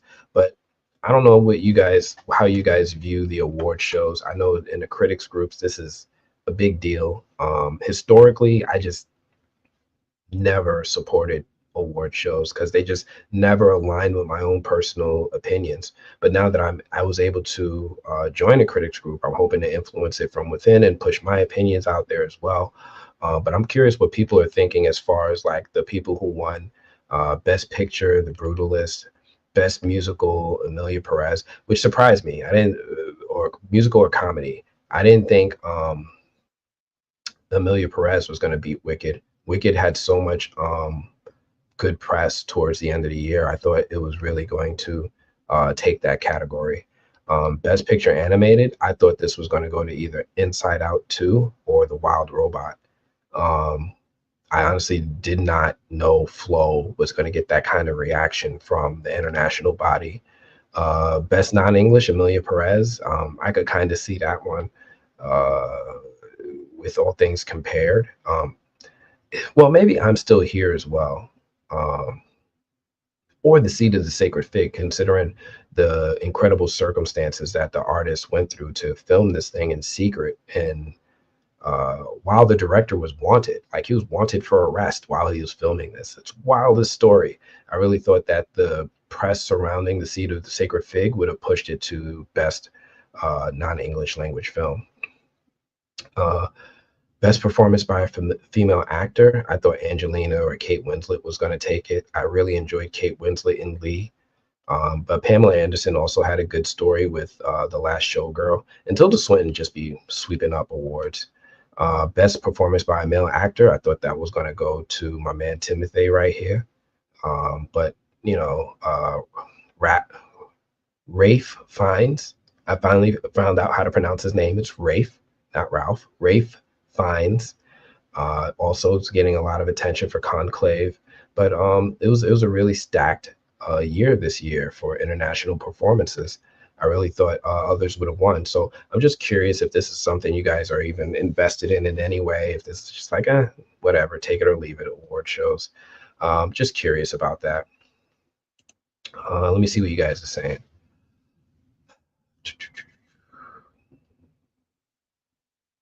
Lion King is a journey. The sun becomes the king when the sun is in Leo. Dude, I didn't know any of this. Right over my head. I missed it. I'm sure that it's there, but if they weren't trying to intend to impress something on me about it, I'm an Aladdin guy. Aladdin is my favorite Disney. They need to bring back Ricky Gervais. They would get the most numbers with him hosting. The numbers all that matter. Plus, he's the best one to do it. I was looking forward to two other people. So I really, really, really, really wanted Eddie Murphy to host. Like one year he was rumored, and like Eddie Murphy to me is like he's probably my favorite comedian. And I would have loved to have seen him do it because he's got such a unique way of telling jokes and being classy about it without being overly offensive to the person. Like he's not insulting people. He's just like observational, like, oh, matter of fact, right? So I was really excited at the idea of Eddie Murphy when he was rumored for it. I thought he would have been a fantastic host. Everybody loves Billy Crystal though. They tend to bring him back every so often. I've seen Conclave, different but good. I've heard good things about Conclave. E-Man just hit me up today. I think he was chatting to me today. He said he finished it. He had to watch it in like 2 sittings. He said it was fine. It was good. Which is also, you know, some of the things with these movies that get nominated, they're good stories. They're good storytelling, and it's the season of when you get the artistic approach to films really shine and get appreciated, right? In the summer, nobody wants to see this stuff. Nobody wants to see an artistic movie. I want to see stuff explode, right? I want to see some Transformers. I want to see some Avengers. I want to see some things blowing up and guns shooting. Where's Schwarzenegger, right? Summer is his. Winter, now we can slow down. Now I want to know about the camera angles. Now I want to know about the lens you used. Now I want to know how you got into character, right? This is not Bad Boy season. Sit down, Will. This is for Timothy. This is for Ray Fiennes. This is for Coleman Domingo. This is when the actors come out. So yeah, shout out to them for that. Wicked and of course Dune. I still don't know how you got that Dune font. I don't know how you do that. I'm gonna see if I could steal it. Like I want to copy and paste. You do this in all my Dune posts. I don't know how you do it though. Yeah, award shows are about swag and boosting egos. That being said, any award shows like that, from sports to politics to Girl Scouts, all the same. Yeah, but the good thing about the award shows is that they're all voted in by different bodies, right? You have the SAG Awards, which is just screen writers voting. You have the Directors Guild Awards, where only directors vote, and you get voted in by your peers, right? If it's like best writing, all the writers that have written stuff in the past 12 months are voting for you. It's like you're the best in your field, right? Like when it's an all-star game for the NBA, fans vote that in. But if the other NBA players voted you in, then you're like, oh snap! Everybody knows how good I am, and like all my peers. That's different. So I love that. Let's see. I think a lot of movie watchers feel detached from these awards. Now I heard of 75% of the content. I understand.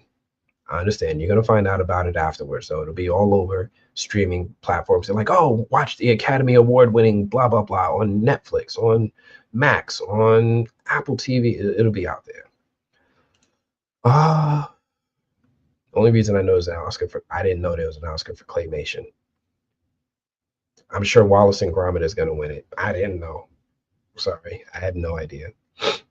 But yeah, I'm glad we talked about this for a second.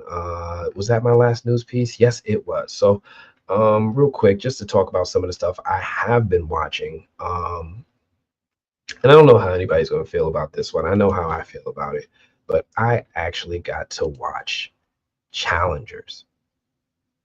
Man, I saw this movie because, you know, I have to watch it for award consideration. And where do I begin? So, first off, I looked online, and the first thing I noticed when I looked at Challengers was you Google it and you see these metrics over here. Rotten Tomatoes 88%, IMDb 7.1 out of 10, and this is where this is where I kind of like I never really rocked with award shows because critics and I historically didn't have the same taste. And I would tend to side with audiences. So if you look at this and then you scroll down to like the Google reviews, 67% like this movie. Not 82%, not 88, not 7 out of 10, 67% like this movie. And I'm like, I get it. I totally understand. Watch, look at this, look at this. 2.4 out of 5 out of 15 ratings. No, excuse me, 3,715 ratings, 2.4 out of 5. And I'm like, I get it. Totally understand. Which is interesting because, you know, critics are nominating it and it's getting out there, it's being supported. And I'm like, you know, and it's almost like, it almost feels like they're trying to support the person more than the film, right? Like, oh, I love uh, Zendaya, or I love this director. And it's like, so I'm going to nominate them for, I get the movie. I'm like, if I had to rate it, I would give it a 6 out of 10. Mainly because I thought the acting was good. I really thought the acting was good. Um, Especially from this dude. What's his name? Is it him? Yeah. This dude, Mike Faced, did a really good job. But the other one, Josh O'Connor, yeah, this dude was cooking. This dude did really good in the role. He reminded me of like a young James Franco, maybe a better James Franco. He was really, really good in the role. I thought he did really, really well in the film and his performance. So I really enjoyed the performances. I really thought Zendaya really acted really well in this movie. What fell apart for me was the story. I did not like the story direction, progression, or results. Man, the ending. I didn't like the ending. I was like, what? That's what? Like I did not like the ending. Um Cinematically, like from a directing standpoint, if I'm gonna sit here and talk about the cinematography is good. Soundtrack is pretty cool.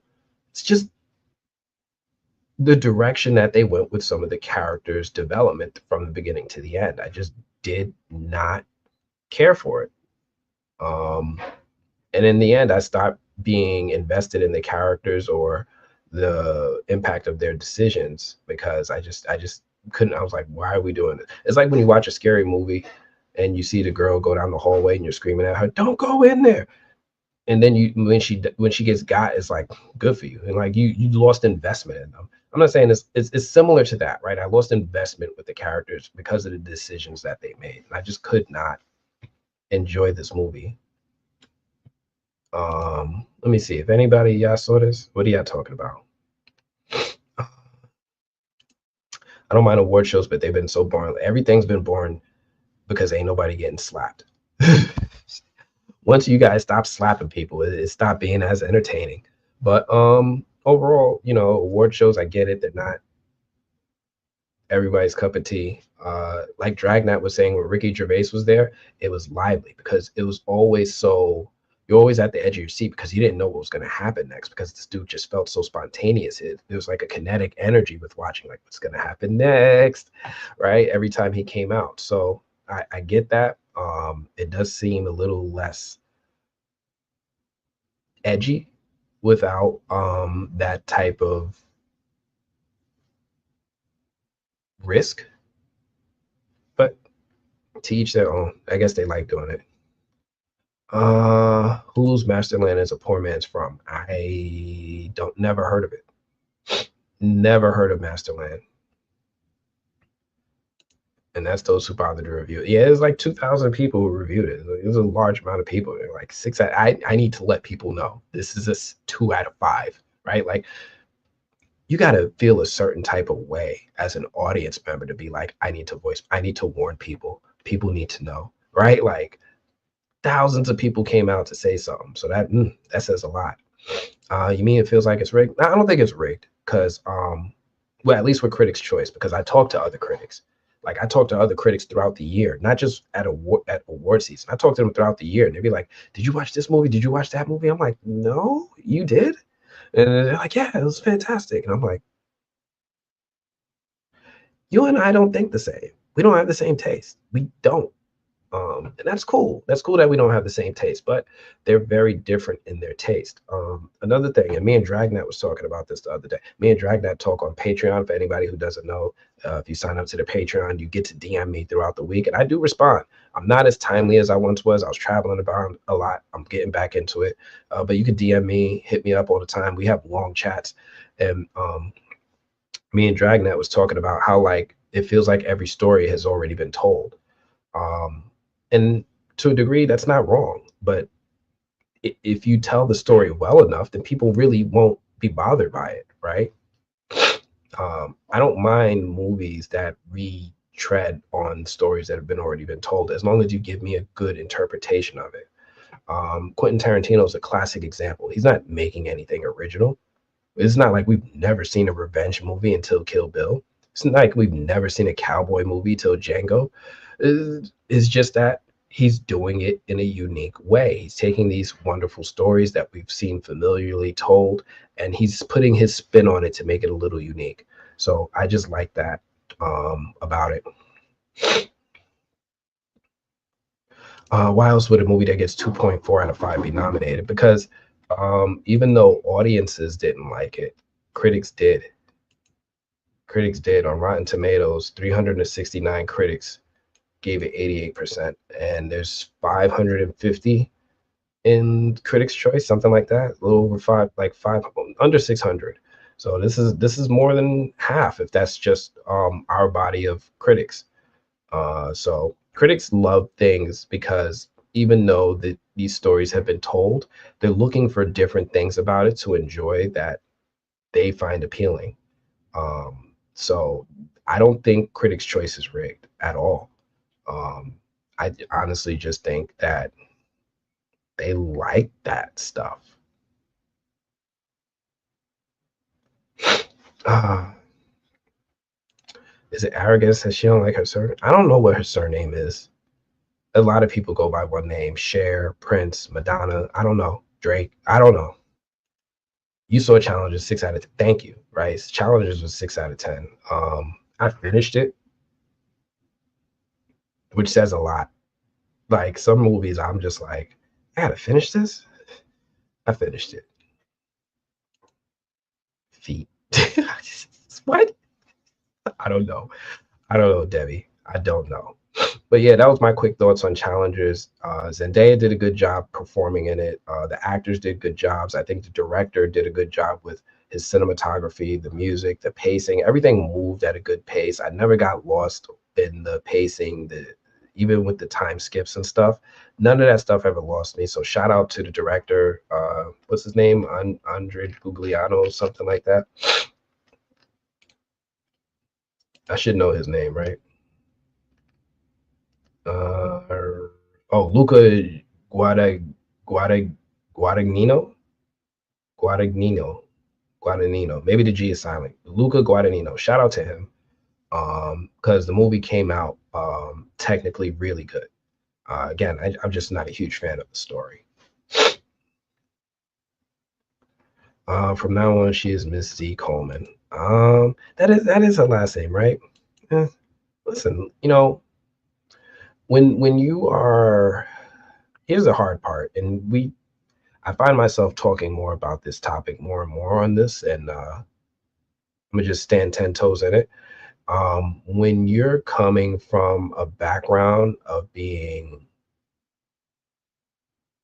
Black or a person of color, you might not get hired if you come through with your actual name. Straight up, you might not get hired as Coleman because most people see the name Coleman and they're like, oh, it's a Black name. If you're racially ambiguous, you might get hired. And then once you make it, then you use your platform to help other people. I know Zendaya is really big with advocating for Black actors now that she's got a huge platform.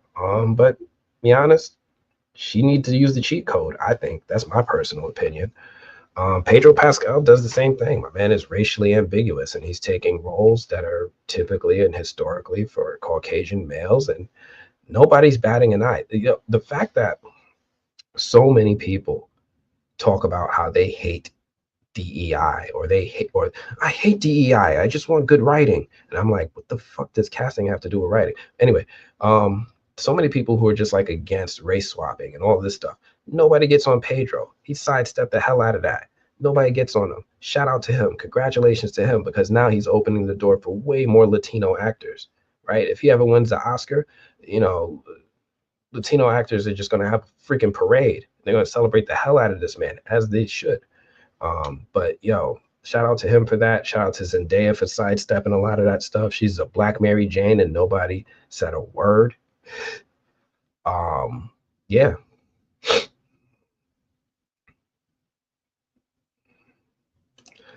People can call themselves whatever they want. It doesn't hurt anyone else. Why should they even care?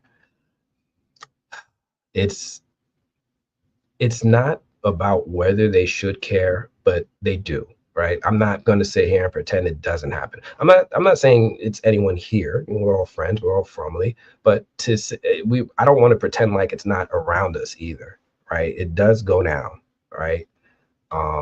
So there are a lot of people who just for reasons don't really believe in supporting minorities, and it's harder as a minority to get work. It just is, there's a reason we see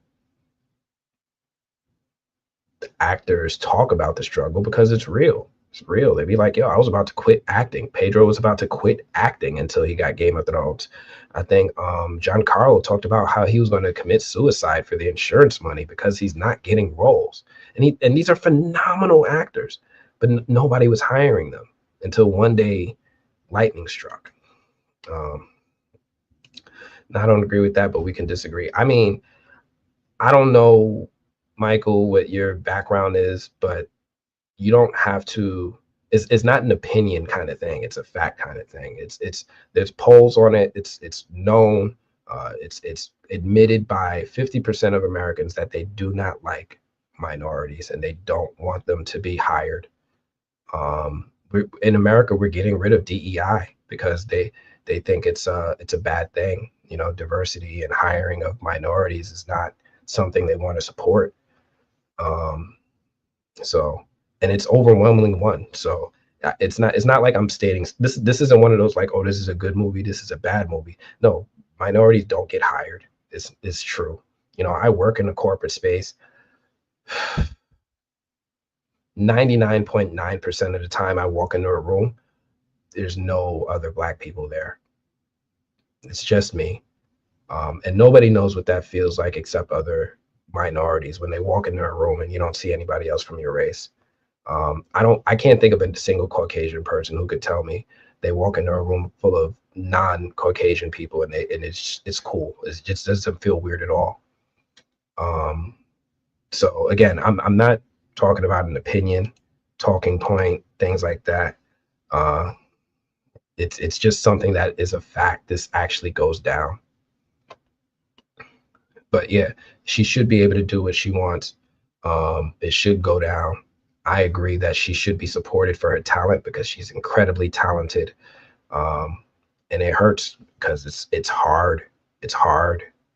You know, I grew up with a lot of smart, talented, intelligent people, and they don't have what I am blessed with. Um, yep, I know a Kelvin who went by Kevin sometimes in front of certain people. You have to. You have to. You have to.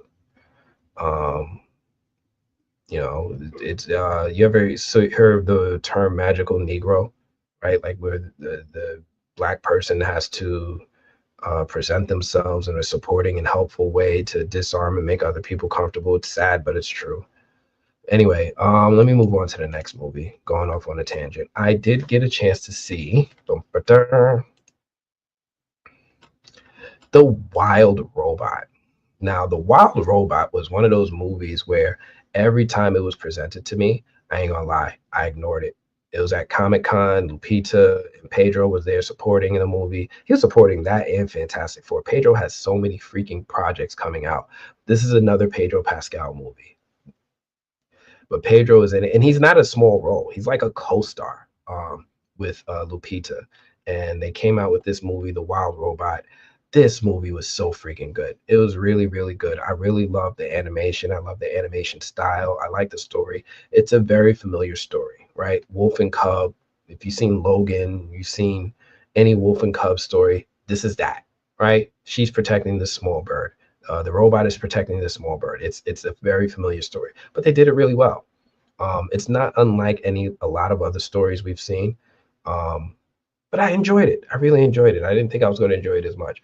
What I liked now, the only thing that I thought was a little bothersome to me were some of the voice performances.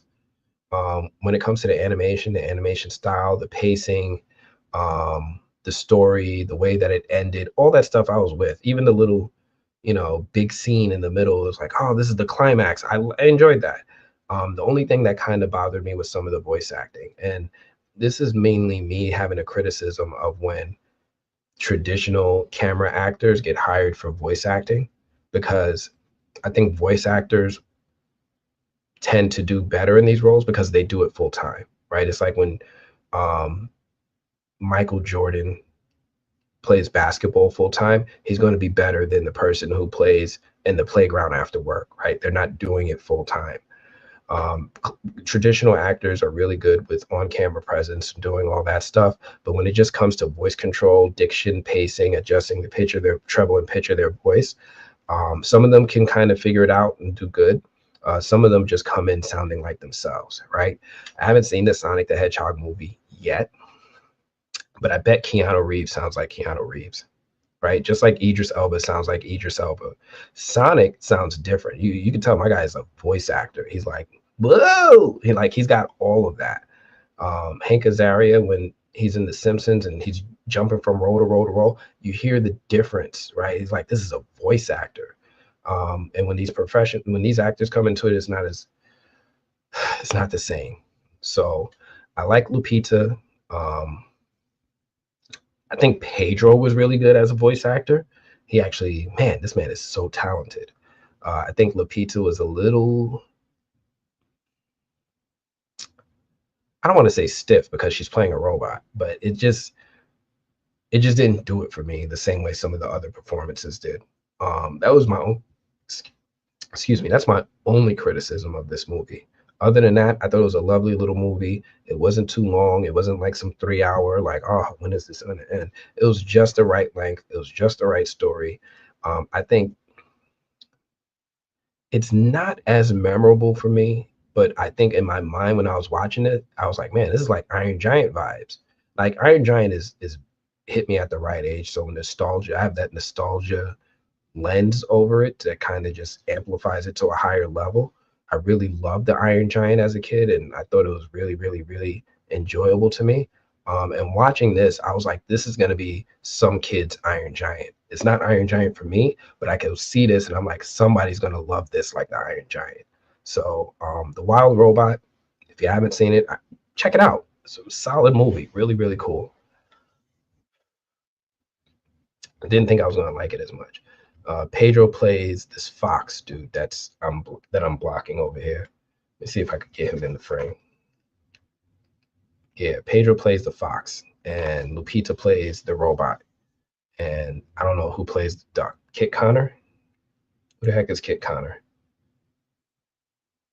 Oh, all right. He plays the duck. So yeah, it's a cute little movie. I thought it was fun. Um, I think people will enjoy it if you guys give it a shot. I'm curious if any of you have seen it because I don't know how it did in the box office. Let me see. Like I honestly was saying, oh snap, 324 million. Yeah, came out. Yeah, came out. And it was directed by Chris Sanders, written and directed. And I was like, who the heck is Chris Sanders? And I was like, oh, How to Train Your Dragon. The dude who wrote and directed How to Train Your Dragon wrote this. He wrote this. He wrote that. He wrote Lilo and Stitch. He wrote. I like this guy. I like him. I like his projects. He wrote The Wild Robot, and then I was like, why was it? If somebody would have told me that the dude who made How to Train Your Dragon made The Wild Robot, I would have given it my priority. I don't even know if that was in the advertising. I have no idea. I didn't watch it when it first came out, but when it was like, all right, I got to watch it for the award season, I was like, oh, this is good. Let me see. What are you guys saying about it? Lupita is fantastic. Didn't know about this. Yes. Yes. Check it out. This movie was like went under the radar for so many people. But look at this. First off, critics loved it. 97%. I know we're not giving too much weight to critics, but just to put it out there. But audiences, 90%. This is when we're aligning. This movie was really good. Again, very familiar. You're gonna see some really good actors in here. Who we got? We got Kit Connor, we got Pedro Pascal, we got Bill Nighy, we got Stephanie Shu, we got Mark Hamill, we got Ving Rhames. Like they got some names up in here. And then they got some traditional voice actors up in here too. So yeah, this is a movie I think people will enjoy. Michael Lamont, you saw it. I see you said this movie was brilliant. Thank you. Thank you. I know it wasn't just me. I know it wasn't just me. Agreed, voice actors should be hired for voice work. I agree. I understand why they always aren't because when you do animated movies, sometimes you don't get a big marketing budget. But if you cast a big name, that is your marketing. You know, just sometimes that does it. Like Keanu Reeves in Sonic, that is the marketing. It's Keanu Reeves. Like nobody, nothing else. Keanu Reeves versus Sonic. Sonic 3, Jim Carrey needs to come back to movies. Jim Carrey is a treasure. And I get why he left. And I agree he should come back, but I won't hold my breath. I think we need to appreciate the films that Jim Carrey gave us, maybe watch them again, watch The Mask again, watch Ace Ventura again. I wish he would do it full time. It's almost like me wishing for Eddie Murphy to do stand-up comedy again. I think that they don't have the same level of interest in doing it in the way that we want to watch it. Iron Giant was very underrated. Yes, one of the best animated films of all time.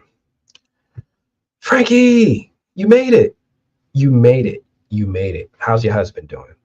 I hope you've had a happy new year. I hope you had a happy holidays. I hope the new year 2025 is treating you well and it's going to continue to treat you well as we go forward.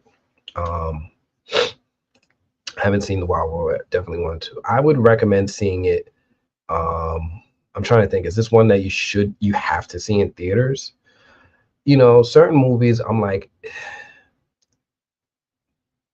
if you're going to see it, go to a specialty theater to see it. Like if you have a Tuesday, you know, discounted ticket and you want to take the kids or some girlfriends or some guy friends, go check it out then. And that's the perfect way to do it. So yeah, absolutely love Keanu Reeves. Have you interviewed him? Not yet. Not yet. But it's not too late. You know, I interview a lot of people. Sometimes I forget the amount of people I've interviewed or I've met. I've not yet met Keanu and I have not yet interviewed him, but I look forward to the opportunity. I just well, I look forward to the opportunity to meet him. I don't know what I would ask him, honestly. I don't know what I would talk to him about. But I would love to. I would love to. One thing you guys might not know, um, I took this from Keanu. Whenever I take photos with women, I don't touch them. I float my hand behind them or something. So I've got this picture with oh man, I hate when I blank on names. I'm usually pretty good with having names. Tessa Thompson. And Tessa was like, oh my goodness, I met her and she walked up to me and she gave me that look. And I was like, she was like, I was like, can I get a photo? She was like, she came over, she put her arm on my shoulder, she put her other arm on my belly, right on my stomach, and I sucked it in just so she could feel abs. And I was like, I melted. But I didn't touch her back. Like she touched me, but I had my arm like floating away from her. And I just got that from Keanu, like, not today, Satan, not me. Not Hannanen, not Hannanen. But that was cool. I got to meet her. Did I go to that after party? I think I did. I might have went to that after party. I don't remember it. That's how you know I had a good time because it's usually an open bar at the red carpet after parties. Um, but I kept my hands to myself. I kept my hands to myself. And Keanu, we trust. Yes, yes, yes, yes. Uh, Somehow he's better. I believe it. Yeah, we love him because he's Keanu as well. So yeah, The Wild Robot, great. Check it out. I recommend seeing it if it's still in theaters. Go give this movie some money. Support this director. Let him get an opportunity to continue to tell stories. The more his films get high box office, the more he gives us classics and gems like Lilo and Stitch, How to Train Your Dragon, and The Wild Robot. Let's keep it going. Next movie I got to see. Oh, this is the last one. Oh, this is my last topic, y'all. Ooh. Y'all ready? This one might give me a second. I got to see Heretic. First off, why y'all didn't tell me? Why didn't y'all tell me about? I want you to make sure y'all can see me when I say this. Why didn't y'all tell me about Heretic? Nah, don't laugh. Don't laugh. Stop laughing. Look at me when I'm talking to you. Why didn't you tell me about Heretic? I sat here unprepared. I was like, oh, I gotta watch this movie for the awards. And I was going through trailers with my wife. I was like, all right, we're gonna go through Conclave. We're gonna do Challengers. We're gonna do the Timothy Chalamet movie. We're gonna do Heretic. And we start going through trailers, and we see the trailer for Heretic, and we're like, this one. Why didn't y'all tell me about Heretic? I mean, what? Oh my gosh, I was not ready. Oh my gosh, this movie is so good. First off, Hugh Grant. You supposed to be the guy next door. You're supposed to be like the dad. You're supposed to be like the charming British person the girl dates. Bridget Jones type stuff. Hugh, where you get this range? You scary, my guy. You scary, scary. Like, where did you get this? Heretic. I wasn't ready. First off, these two girls, they did fine. Hugh Grant, though. Can we talk about Hugh Grant? My man. Sophie Thatcher and Chloe East. Look, we know about Sophie and Chloe to a degree. What did Sophie do before this? She did Prospect, Yellow Jackets. Yellow Jackets, of course.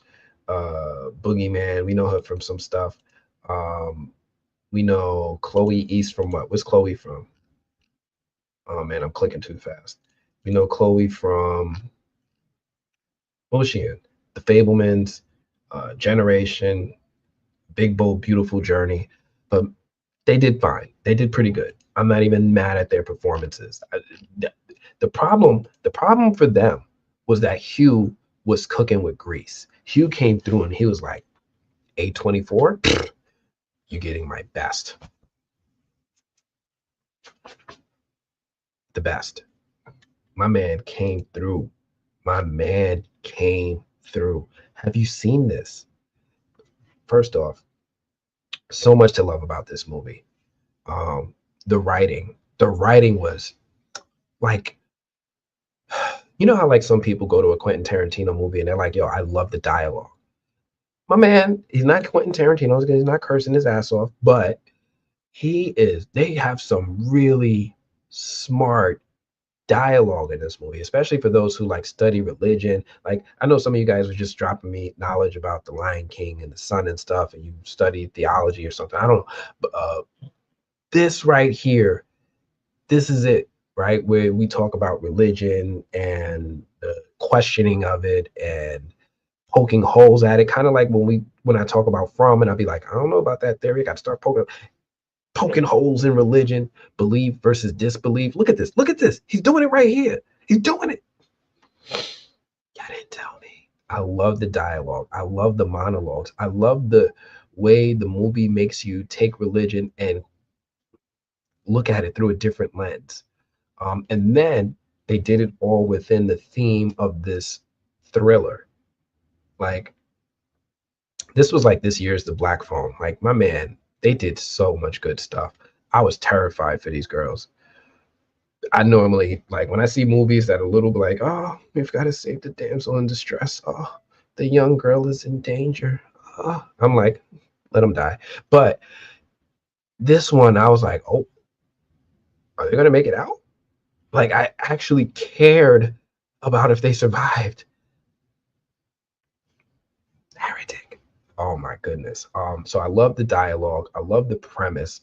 I love the pacing. I love the camera angles. I love the smart ways that they started to do things. And the other thing that I love is like, as you're watching the movie, you've got theories and they got theories. And then they start answering questions because there is mysteries. There's so many mysteries in it, but they answer all your questions by the end of this movie. From pay attention. They answer all your questions.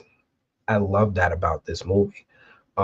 So yeah, the acting, the writing, the pacing, the direction. This to me, Heretic is like a solid 8, 8.5 out of 10. I almost want to give it a 9, and that's saying a lot because 9 is a really high score in my book. I almost want to give it a 9, and maybe given time after I sit on it, I could, mainly because and I talk about this with the blurs a lot.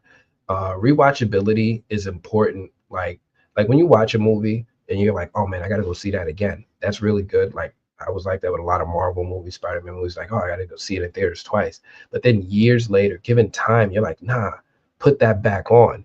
Rewatchability gains in value. I feel like Heretic is one of those movies where, you know, in a year or two, if you're introducing it to a friend, you'll be like, I'm gonna sit down and go on this ride with you. We're both going through this. We're doing this together. I think Heretic is going to have that, be able to handle the test of time with rewatchability. So right now I'm saying it's at 8, 8.5, but it might go up to a 9. The only thing that's holding it back a little bit are the performances by Chloe and Sophie. And that's just a little bit. It's really just a little bit because they really did a good job. So I got to give myself some more time. There were some things that bothered me because I thought the movie could have done a little bit more with the thrills in the thriller. Like it's not a horror movie, but it is scary. And I thought that there could have been more. Like there's certain, I'm gonna just say sections, right? Think of it like it's a maze, and it's like, all right, here's the first maze, and here's the first puzzle. Here's the second maze, and here's the second puzzle. I'm like, if they would have gave me like 2 more puzzles, I would have really rocked with it. Like, but I wish they would have gave me a few more puzzles to solve in this. But other than that, this is just me wanting more, which is a good problem, right? That means you did your job well. If I'm sitting here, I'm like, man, I wish they gave me more of that. Oh, I could talk about Heretic for a while. Let me see what you guys are saying, because I love to get your opinions of the people who were able to see this. You haven't seen this yet, Michael? I need you to find some time to watch Heretic. I think some of the contest winners. I might have mailed you, Harry. So here's the thing. I didn't. I don't know if I did this, but I think I mailed you guys movies that were still in theaters. Like sometimes I get movies that are still in theaters. I'm like, oh shoot, and I put them in boxes. So some of the prize winners got some stuff. I mailed them out this week. So apologies for anybody who's watching. You were a prize winner, and it took me a long time to mail out prizes. So I'm gonna start giving you guys that little warning. It's gonna take me a couple weeks to mail out prizes sometimes because I get busy, but I do mail out all my prizes. So you guys are getting some vinyls, you guys are getting some movies, you're getting some stuff that's usually exclusive to critics. You guys might have got my Heretic. I hope not. Let's see. It was awesome. Hugh Grant was amazing. MJ Jones, yes, he was. Man, I wasn't even checking for Hugh Grant like that. Now I'm gonna be like, yo, how can we put Hugh Grant in this movie? This is what I'm gonna be doing now. Like, why is Hugh Grant not in the MCU? How is James Gunn going to use Hugh Grant? Why isn't he in, a Blumhouse film? How do we use Hugh Grant more now? Now he's back on my radar. Welcome back, Hugh. He's having his Colin Firth resurgence. Remember when Colin Firth won for the King's Speech and then we started seeing him in more stuff? He's going to have that kind of resurgence here. So I'm excited for him there. No mute on what? Did I mute? Look, I wasn't trying to play the sound in the Heretic trailer. I hope you guys didn't hear that.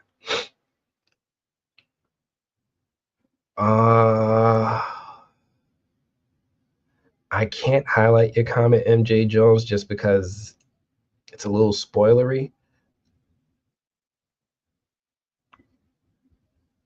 Watch it again. Watch it again. I'm gonna say that. Watch it again. And that's the sign of a good ending. Like you can watch it, you still think the movie is amazing. It's like I still have questions. Watch it again. I'm gonna watch it again. I'm definitely gonna watch it again. Man, that was a really good movie.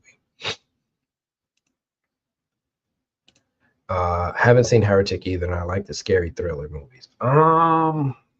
Yeah, this is for us. This is for the FROMily right here. This is for the FROMily. Like I was gonna say, like we saw, what was that movie by Ishana Night Shyamalan? The Watchers. That was like something for the FROMily. This is also for the FROMily. This is also for the FROMily. Listen.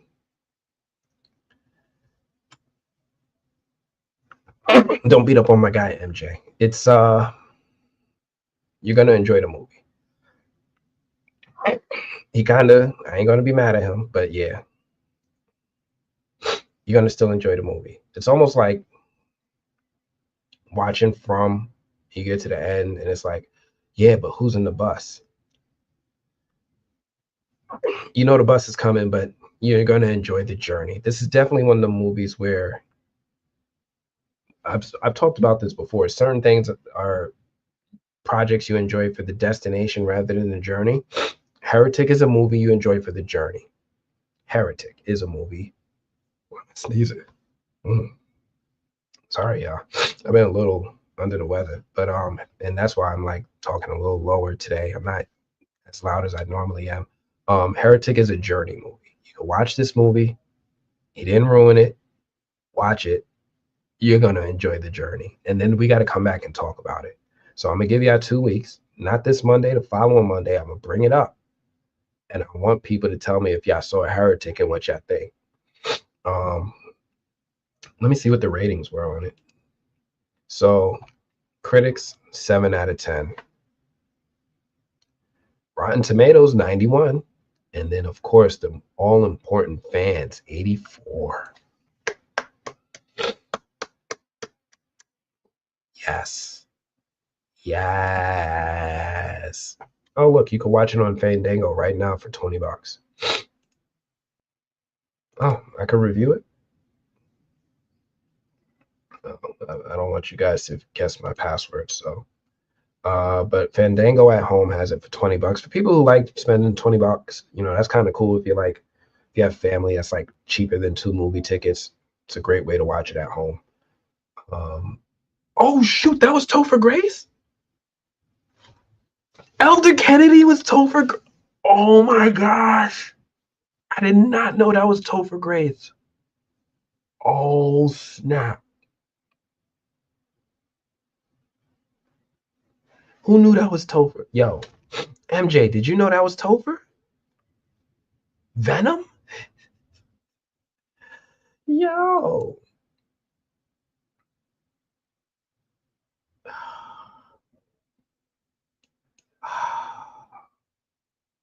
Anyway, yeah, that's I really like Heretic. But yeah, that is everything I had to talk about this week. We talked about a little bit of From, right, as usual. Got to make sure we talk about From. Talk about some movie news. We got to talk about Disney, and people got to voice their opinions about whether they were pro Disney or anti Disney. We got to talk about Denzel winning the Presidential Medal of Freedom, highest honor for an American Sicilian. Civilian. Sicilian. I'm hungry. I haven't eaten today. Sicilian, right? Civilian. Um, T'Challa. Marvel's considering recasting T'Challa and bringing back that character, which is fantastic if they do. It's like, why? Take my hat off for a second. If you get the highest grossing domestic superhero movie of all time, how do you not bring the character back?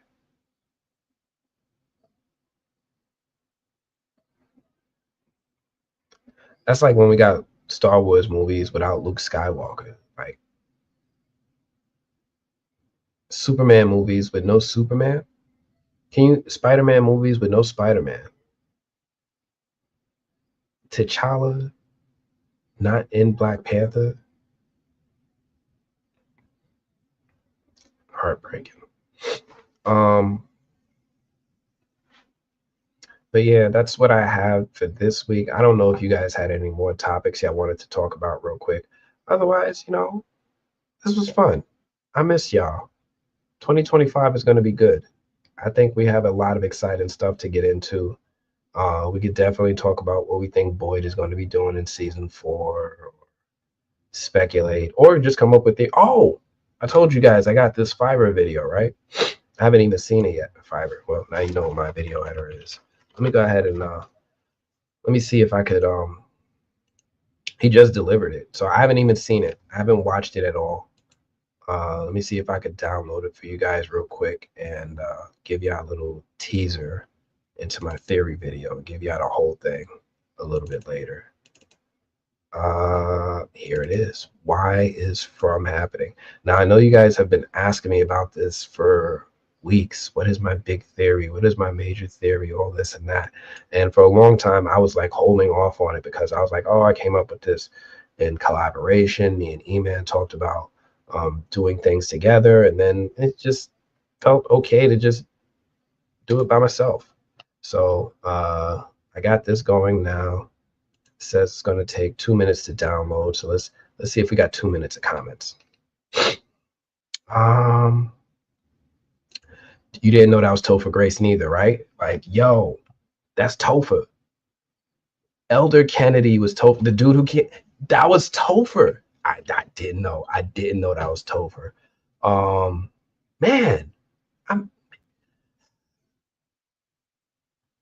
miss Topher. I love that 70s show. What else we got? Oh yeah, we talked about chickens. Oh, American food is disgusting. It's absolutely disgusting. I need to travel again just so I can have healthy eating. Like people who care not to dip my chicken in ammonia or pump it full of steroids or give me pesticides in my vegetables.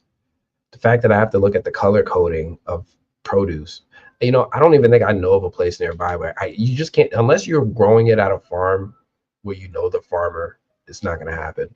I'm one of those people that makes my own compost, and I do my garden, I grow my tomatoes, my peppers, my eggplants, and everything else that's back there. Love this. Elizabeth A, I loved you coming through. I hope you guys enjoy this stuff because, sometimes I'm like, I get a little cautious about not talking about From, but I'm like, I think you guys like when we talk about other stuff too. It could be fun. I like that when we debate. I know I give Dragnet a hard time sometimes, but I think he and I have developed a relationship where we can poke fun at each other and still like each other. Um, so Dragnet, I hope you no hard feelings, buddy. I know you're gonna hit me up right after this. Um, Elizabeth, you don't mind? Thank you. I appreciate that. You don't mind talking different topics. What did you think of Talk to Me? Speaking of scary movies, so Talk to Me is one of those other movies where I kind of didn't give it any attention. Mainly because it was like the directors were like, what did they do? They did something like, weren't they like YouTubers? I was like, are these guys seriously? Like, I just didn't take it seriously. And then once I saw like people were reacting to it good, I was like, that ship has sailed. So is that one of those movies I should go back and watch? Like, talk to me. Is it like Heretic good? That, I'm curious. I'm curious. Um, MJ, you loved it. All right, so MJ, you've got the perspective. You've seen both Heretic and you've seen Talk to Me. I like Heretic. I'm not a gore porn type of person. I'm not like sitting there loving stuff for gore, and I low key have a phobia of knives. Do you think I would like Talk to Me? Is that like something up my alley? Let me know what you think about it. I watched The Substance, which led me to watch Anti-Birth, both super weird and good, very interesting. The twist was cool. This is what I'm talking about, Debbie. This, you know what? Hold on.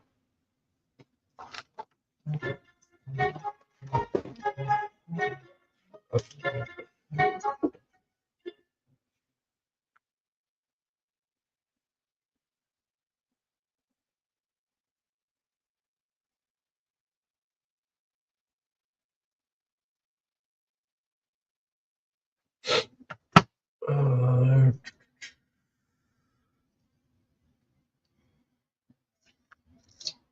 oh, okay.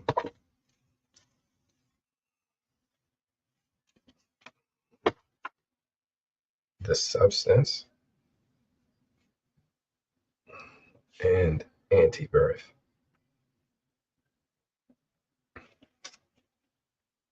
It's on the list.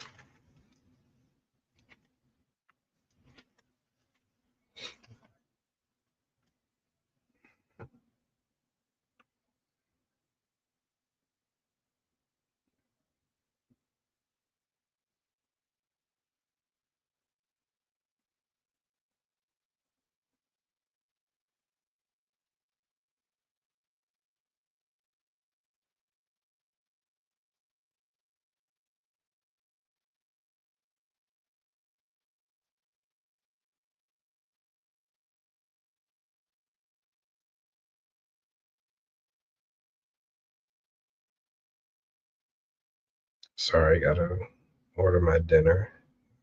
Burrito, Spanish rice.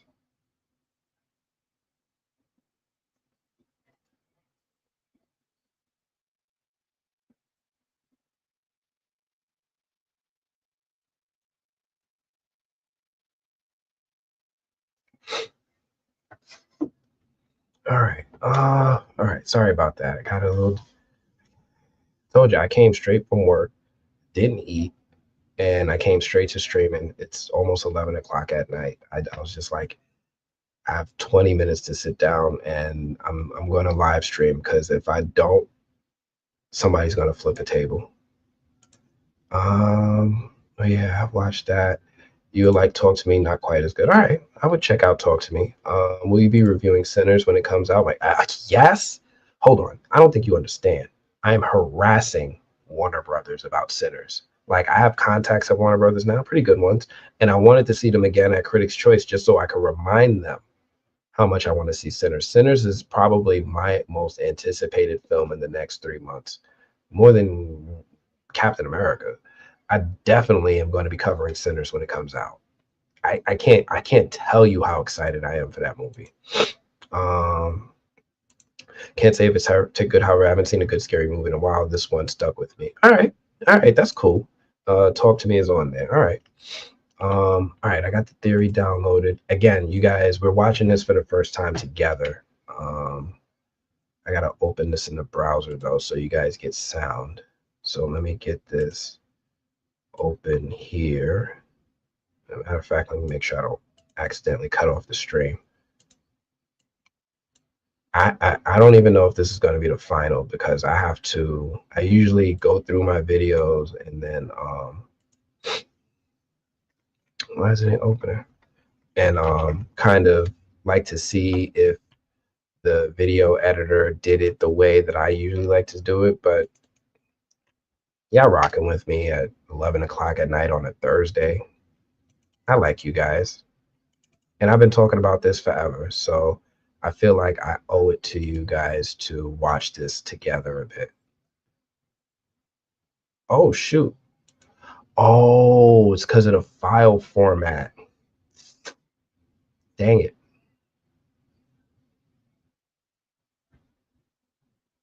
I don't know if I'm going to be able to open this in the Chrome browser.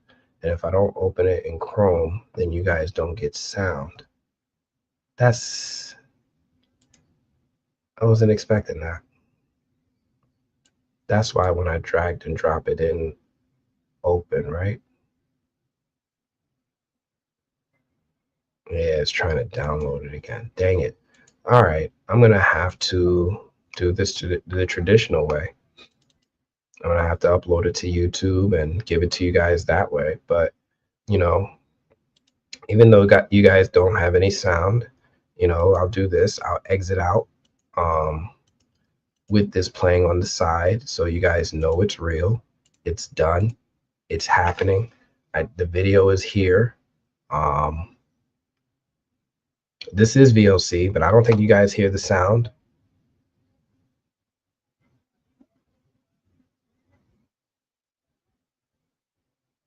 All right, you guys don't hear anything, right?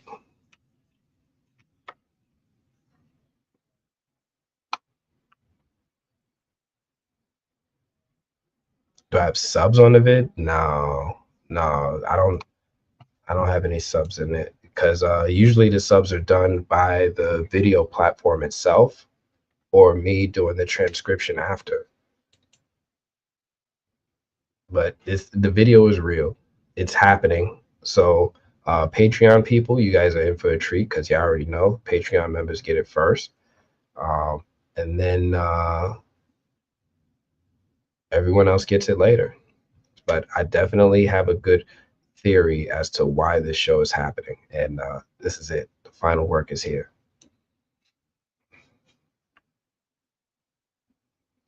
Yeah, no sound, right? I'm sorry. I'm sorry, y'all. I was hoping to give y'all this treat.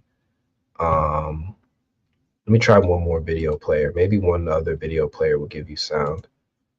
Let me try. That was VLC. What about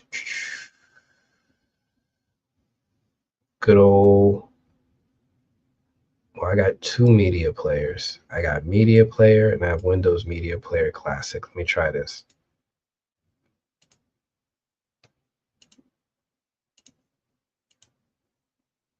Any sound?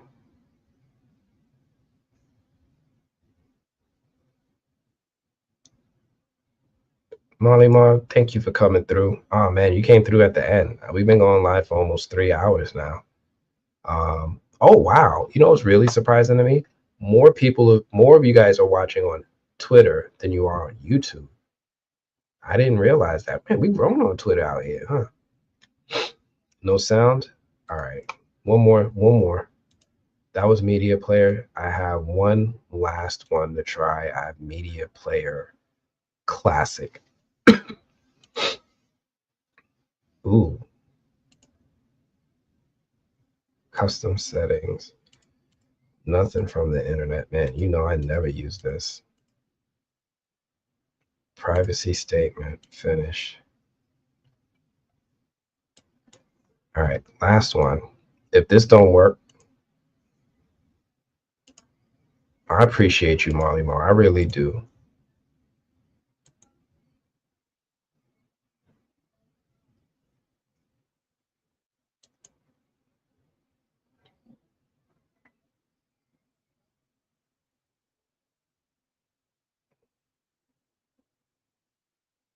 Ah, dang it. All right.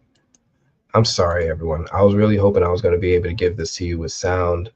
Typically, I can open it in the Chrome browser and it just kind of does its thing and plays, but it's not doing that today. I don't know. Chrome it's because it's a different extension. It's a .mov file, and it would take me a little too long to convert. Then I want to make you guys wait. So I'm going to go ahead. I'm going to upload it on the normal platforms. I'm going to get it out there to everyone, and I hope you guys enjoy it, support it like you guys always do. But I think I don't know. I don't think I really have much else to talk about tonight. But hey, thank you all for rocking with me on a Thursday night. Thank you for you folks on Twitter, on X, for coming through and supporting. I see y'all sitting there watching from the shadows. You know, not all of you are commenting on X, but I saw a few people coming through and dropping some jewels on us, especially Lovaloo. Don't be scared. Don't be scared. I see your comments, and then I can put them up on the screen so the YouTube see them. YouTube folks see them too. But I appreciate you all for coming through. We're going to do this again on Monday. Thank you all. Appreciate everybody. If you're new here to the movie blog, I'm going to check you all. Please give this video a like. I forgot my own spiel. If you're new here to the movie blog, please do me a favor. Give this video a like. Give this video a thumbs up, comment, subscribe. Consider subscribing. We do this every week. We have fun. Well, every week now. We have fun.